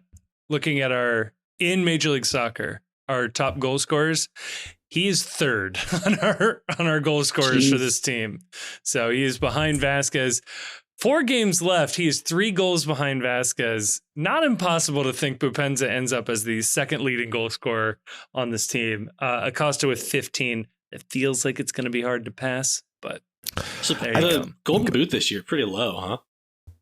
It is. I feel like 20-25 is usually the winning number. I mean, you've had like Joseph was like over 30, and I know that was like ridiculous. Yeah. But Zlatan as well, 27, I want to say. Where's everyone at right now? 15. 15. Yeah, Acosta's tied in the lead with 15. But Brenner and Vasquez were both 18 last year, and they were not top. I'm not sure they were top 5.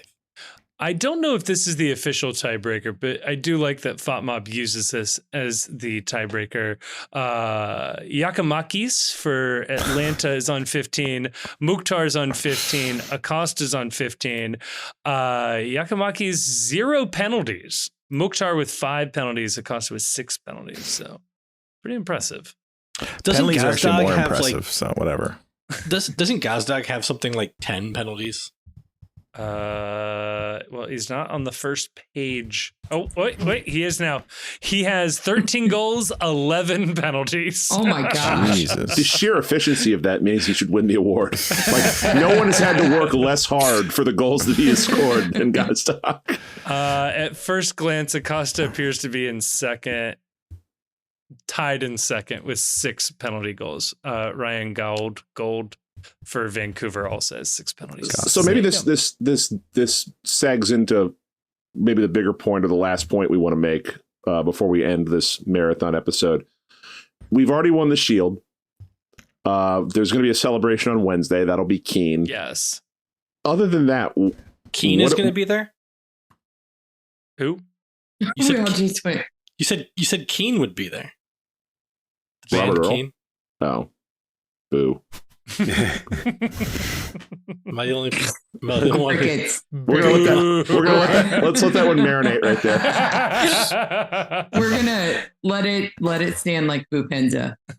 Yeah, it's just standing there for So a little it's bit like, longer. Boo, there it is. Okay.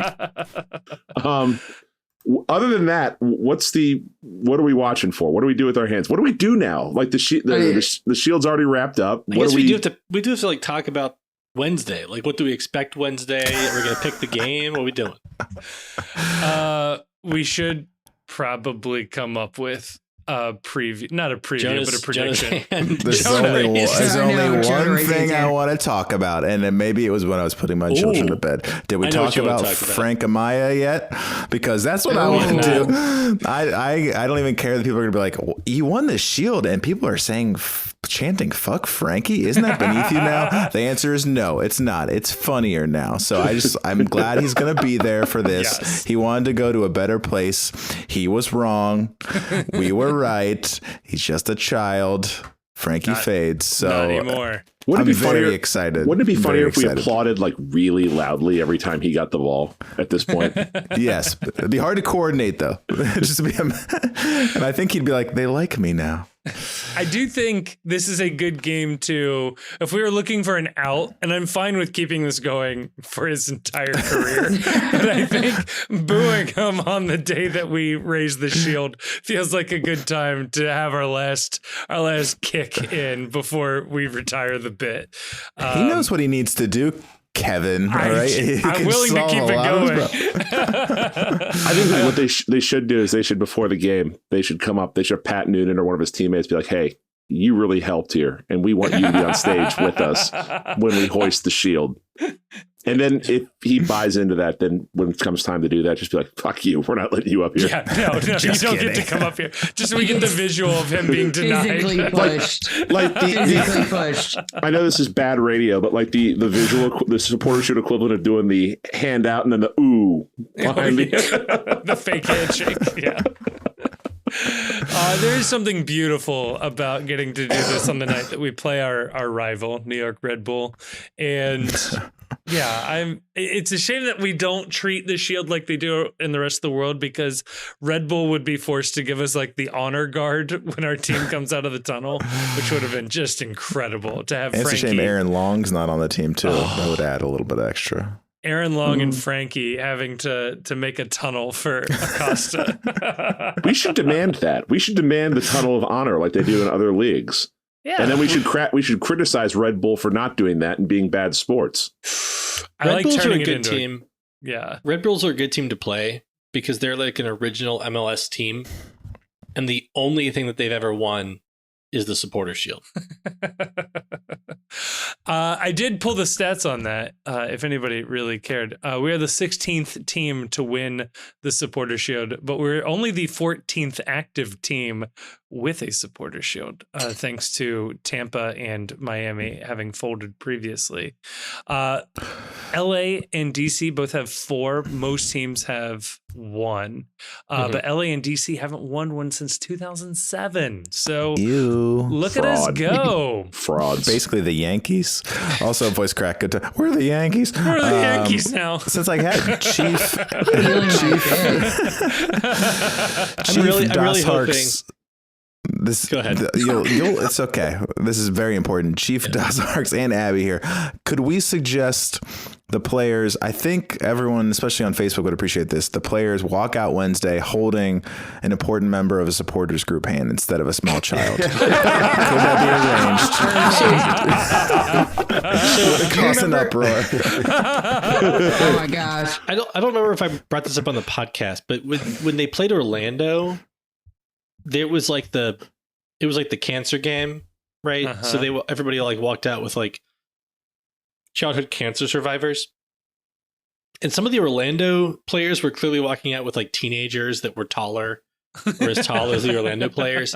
And I thought it would be funny if in the future, just from now on, our players walk out with kids and we make the visitors walk out with just like full grown adults. just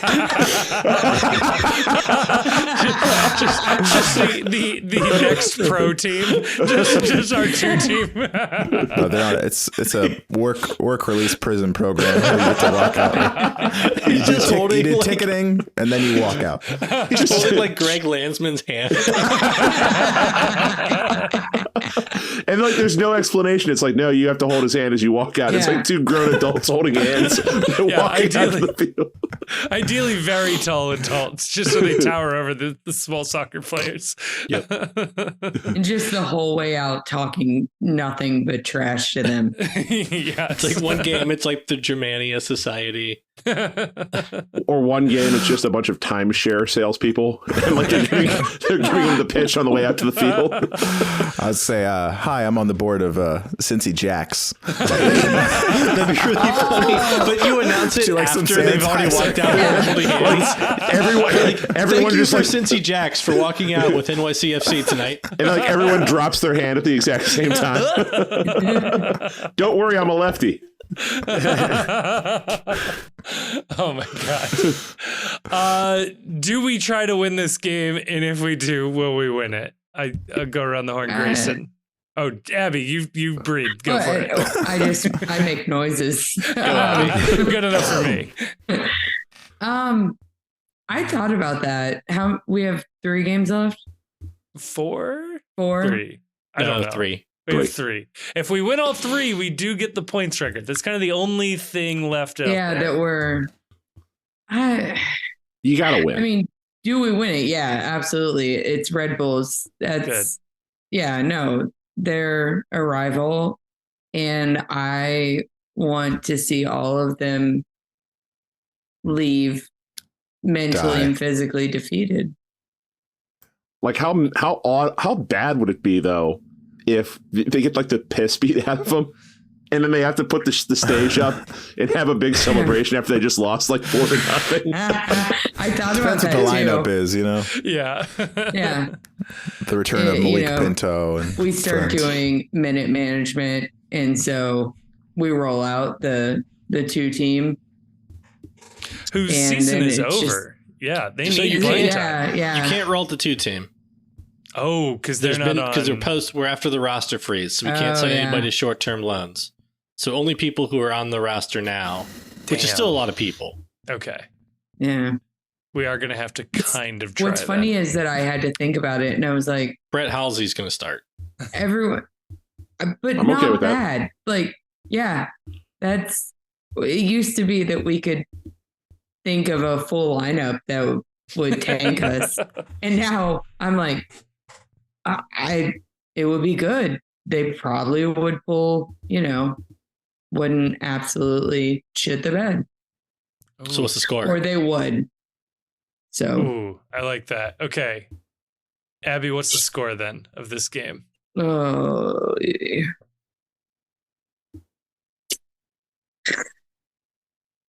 We are so unpredictable with scores. I'm going to go riding a high, and we're going 3-0. I love Good it. guys. Max, put a number on it. In my head, I immediately had 3-1. I really hope that we don't make a meal of this because, as the chief said, or whomever, I'm zoning out. I really would hate to have our party spoiled by getting absolutely dog walked at home and then be like, all right, you're 2023 Supporter Shield victors. But, I mean, there'd be nothing more Cincinnati, but I am really looking forward to... Well, I'm of 2 minds. On one hand, as a petty man, I'm really looking forward to Frankie having to stare his mistake in the face. Yeah. But on the other hand, I feel bad for the guy that he didn't go to LAFC because clearly that's what he wanted to do. And they're like, no, come to Cincinnati, bro. And he was like, super excited. Guess. But hey, that's sports, man. Yeah. 3-1 from Max. Chief, what are you putting out there? The other reason why we haven't talked about this, but the other reason why I really don't want to lose this game or be losing this game is that it's New York, and that means that we will be treated to them flopping around like dead fish. And there's nothing that will kill the vibe of the party faster than having to watch them flail about and kill time cynically for however long they have a lead for. So I'm going to say 3-0. Okay. Win. And before we kick into the next predictor, I need to ask, is there a chance that given the circumstance, given the glamour of the game, the glamour of the moment, is there a chance that our fine friend Opie might decide to grace us with his presence on Wednesday? Many people are asking. The band mascot. the band. So that's the real question. Yeah, like I said, first of all, I got to get there. I'll bring my friend Opie if I can get there. But what do you know? I'll throw this out there. I know well, first of all, I know what Max would do because he's a good husband. But do I have to pick up my wife at 7 o'clock? I was it's an about to say, inconvenient time. picking her up at the airport. How long does a spouse have to be gone for you to have to be there for her arrival? 10 days? It's not a month, you know? She hasn't been on an oil rig. She's been having a time with old friends in Sweden and Germany. So really, she should be waiting on me. Uber. I was like, call her an Uber. She can get her mom can get her. Uber X, like, you know, spring for a nicer ride. Get her a limo. Ooh. With some champagne sitting there. Honey, I love you so much. I get a babysitter and just pick her up from the airport like, babe, we're going straight to the teak. I know you're jet lagged, but this is you're tired as shit. Get ready. Fall asleep We're staying past the final whistle because we got to see the shield.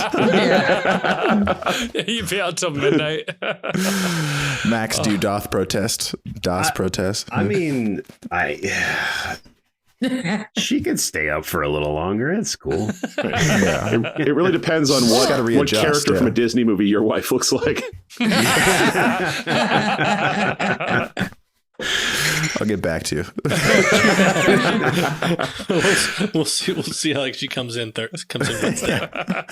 Come on, flight delay. It's like, honey, I'm not getting in until midnight. Oh no, I'm so sorry. Oh God. Well, wife or no wife, Opie or no Opie, Jonah, do you have a score prediction for us? Do they have much? They're playing for something, right? Everybody with Toronto is alive, right? They're still in the playoff hunt. They are currently in 12th place. But only 3 points off. Yeah, 3 points off. Okay. They're right ahead of Inter Miami. Yes. So should we lose this game? Yeah, exactly. Even that felt triggering. We all looked up like. There is something to be said for intentionally losing so as to make Miami's path harder. Yeah, I think the lineup will make it clear once we see it. Well, what we could predict as far as that, but I'll say 2-1. Good guys. I like it. Barring any lineup, We we'll really have a few need good players. If we lose this game, we really need the Bailey to start doing a fuck you that name chant. Yeah. Grayson, I don't know if I got a prediction from you. There's so many people here these days. Didn't get a harump out of that guy. Yeah, so yeah. I think if there's any game you can rotate and get points, it's Red Bull. Not because I don't think they have good players, but because they're not going to play soccer anyway. Yeah. Yeah. So I'll go 1-0. I think we have our center backs, you know, some permutation of our top 4. Probably rotate on the wings, rotate a bit in the midfield, and maybe rotate one of the 2 starting strikers. Noonan did say that he does expect some rotation, but not wholesale. So I take that to be, 3 to 4 guys, right. But not more than that. So yeah, 1-0. And that single goal comes from, on a set piece, Nick Hagelin climbing right over Frankie. If Hagelin scores, he's jumping over over that wall into the Bailey. Oh Yeah. He's He might injuring do it himself in the without- safe standing. Just end the movie right there. Just, yeah. Storm the That- field. They can't finish it. It's I'm in the pretty 30th sure- minute. Non-stop fight after several layovers. Just call it quits. I'll go 5-2. I think this team is hyped and they want to Oh. put on a show for the home fans before the trophy. Angelo hat trick, he let's go. says. Oh, Angulo was a Angulo. Sorry, Angulo Cheezel. I incepted you. Sorry. You did. No, I'm not great with the names. You got to be careful around me. He was another one who was like, he loved the atmosphere of the airport party, but he was like, I'm tired. I want to go home. Yeah. He's young. He should have energy. He seems to be, because I don't know if you saw, but in one of the videos I saw, like he was like, everybody was like in the middle spraying champagne and stuff, or beers and everything. Yeah. And Angulo was like literally like tucked into a locker, like just sitting there, like holding his knees, just like watching. And he was like, seemed like he was enjoying himself, but yeah, just like maybe he's a little introverted. Yeah. Which is, obviously fine. If Anguilito scores, do we get a dance out of the guy? Ooh. Yeah, we do. Yeah. Oh, Somebody will make him absolutely. do it though. Like I think like Barreal will like stand up next to him and start dancing, and then Angulo will start dancing whatever Barreal is doing. Oh, that'd be fun. Who's picking the cheese conies up for us to eat off the shield after this is all done? I thought it was going to be a 3-way. And I've changed my mind. I thought the 3-way. I've also made that mistake before. The Hey. I don't know that I can come up. I don't know that I can top that. I don't even know if I'm going to try. That's I was like, I also said that. Dude, you're turning a little red over there. Chief, you going conies, or are we eating the 3-way special on the shield? I thought you get a shitload of conies and you just pile them up like in a little coney pyramid on top of the shield, and then everybody can come down out of the Bailey and grab a cheese coney. And then after all the cheese conies have been removed, then we hand the plate over to the team. And then we all put the cheese conies up in the air. It's and everybody takes a dripping big chili on all of Oh, them. yeah. and then we spend the next 3 days polishing that bitch. Yeah. Getting sued by the ISC. Realizing that we actually would have to polish it. I have heard that we are by far not the first people to ruminate about engaging in illicit activities off of this thing. So probably want to wash it first, is what I'm saying. It did come from LA. I offered to put it in my dishwasher.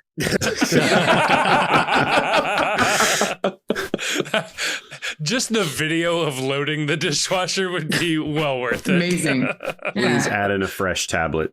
Oh, yeah, absolutely. P&G products only, though. Yeah, of Or course. Of course. Jet dry. So, it doesn't have water spots. Yeah, Oh, that'd do be not nice. use the heated dry, though, for God's sakes. Is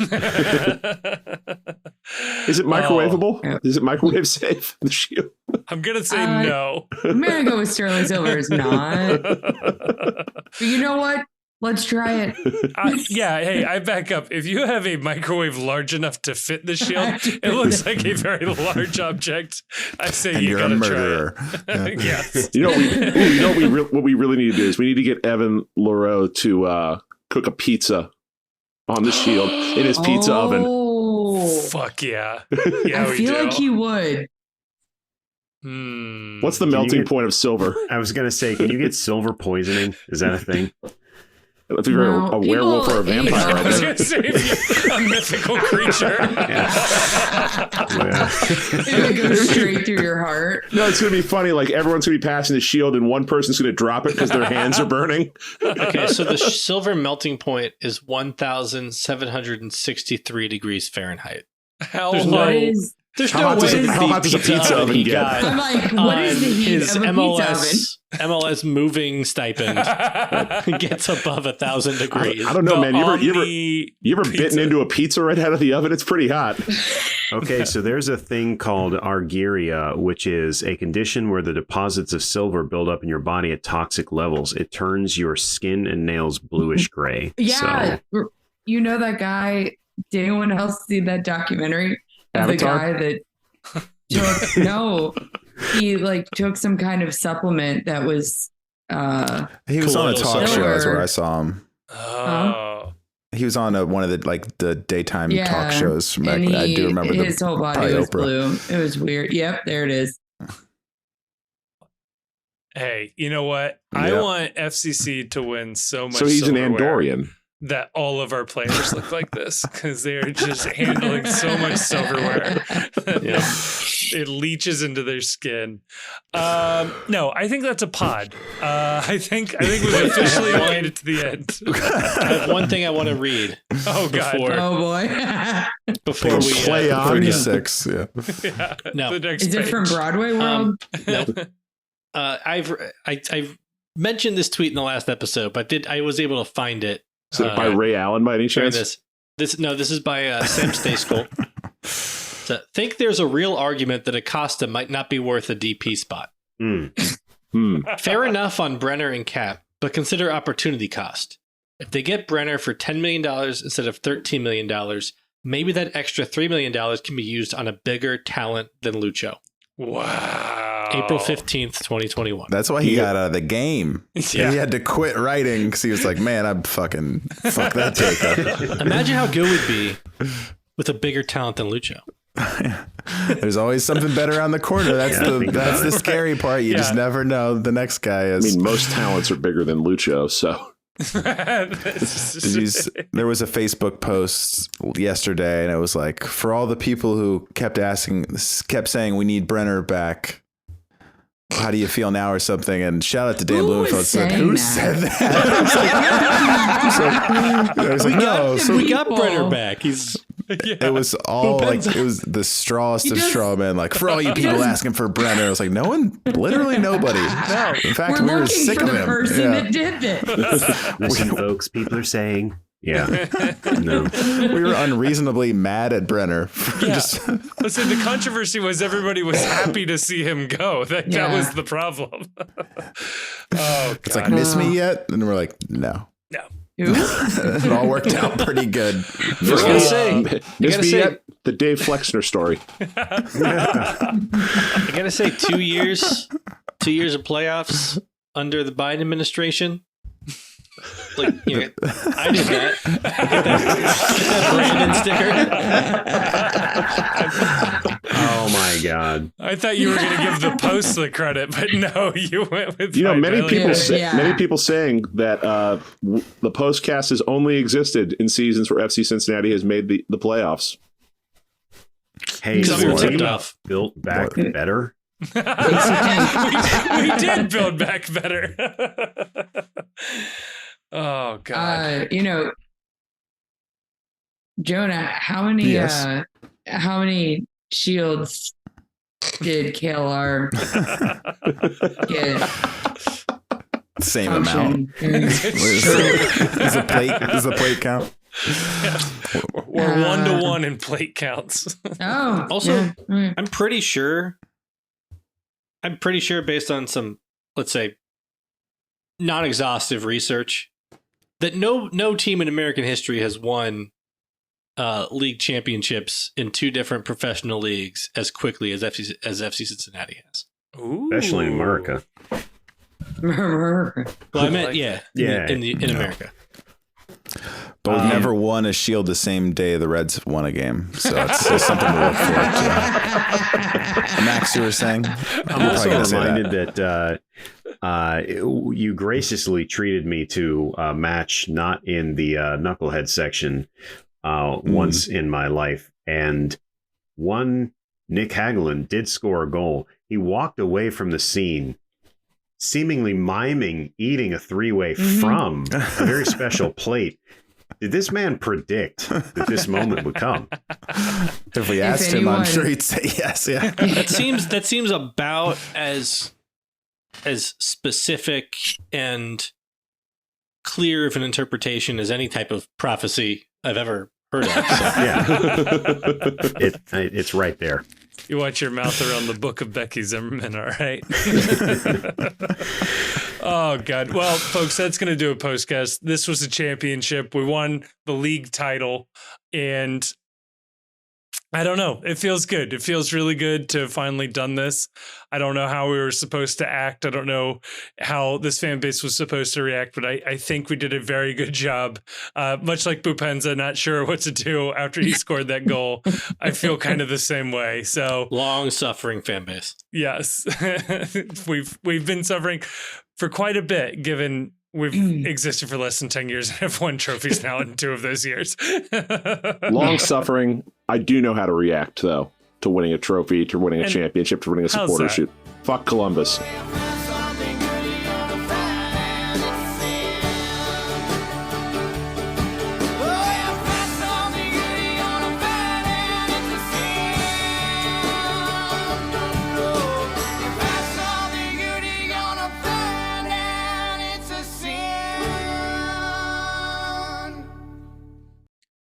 Thank you so much for listening to this episode of the Cincy Postcast, which is a production of The Post Cincy. You can check us out at thepostcincy.com for all of our written content, as well as links to our social media.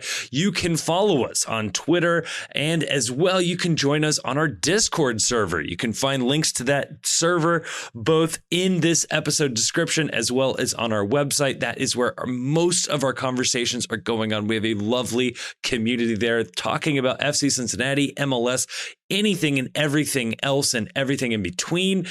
We also want to give a huge thanks to Jim Trace and the Makers for providing all of the music you've heard throughout this episode. They're an amazing local Cincinnati band. Again, more information about them is in the description of this episode. And if you enjoyed what you listened to, and you've made it to the end, so I'm going to assume you liked it, or you just can't reach your stop button, please like us, review us, subscribe to us wherever you are getting your podcasts. That is going to be really, really helpful. But more importantly, share this with a friend. A personal recommendation helps spread a podcast so much further. So please share this if you know somebody in your life who's an FC Cincinnati fan, an MLS fan, somebody that you think would enjoy this. Pass it on over. Thank you so much again for listening. It blows me away that people continue to listen to us. And thank you so much again.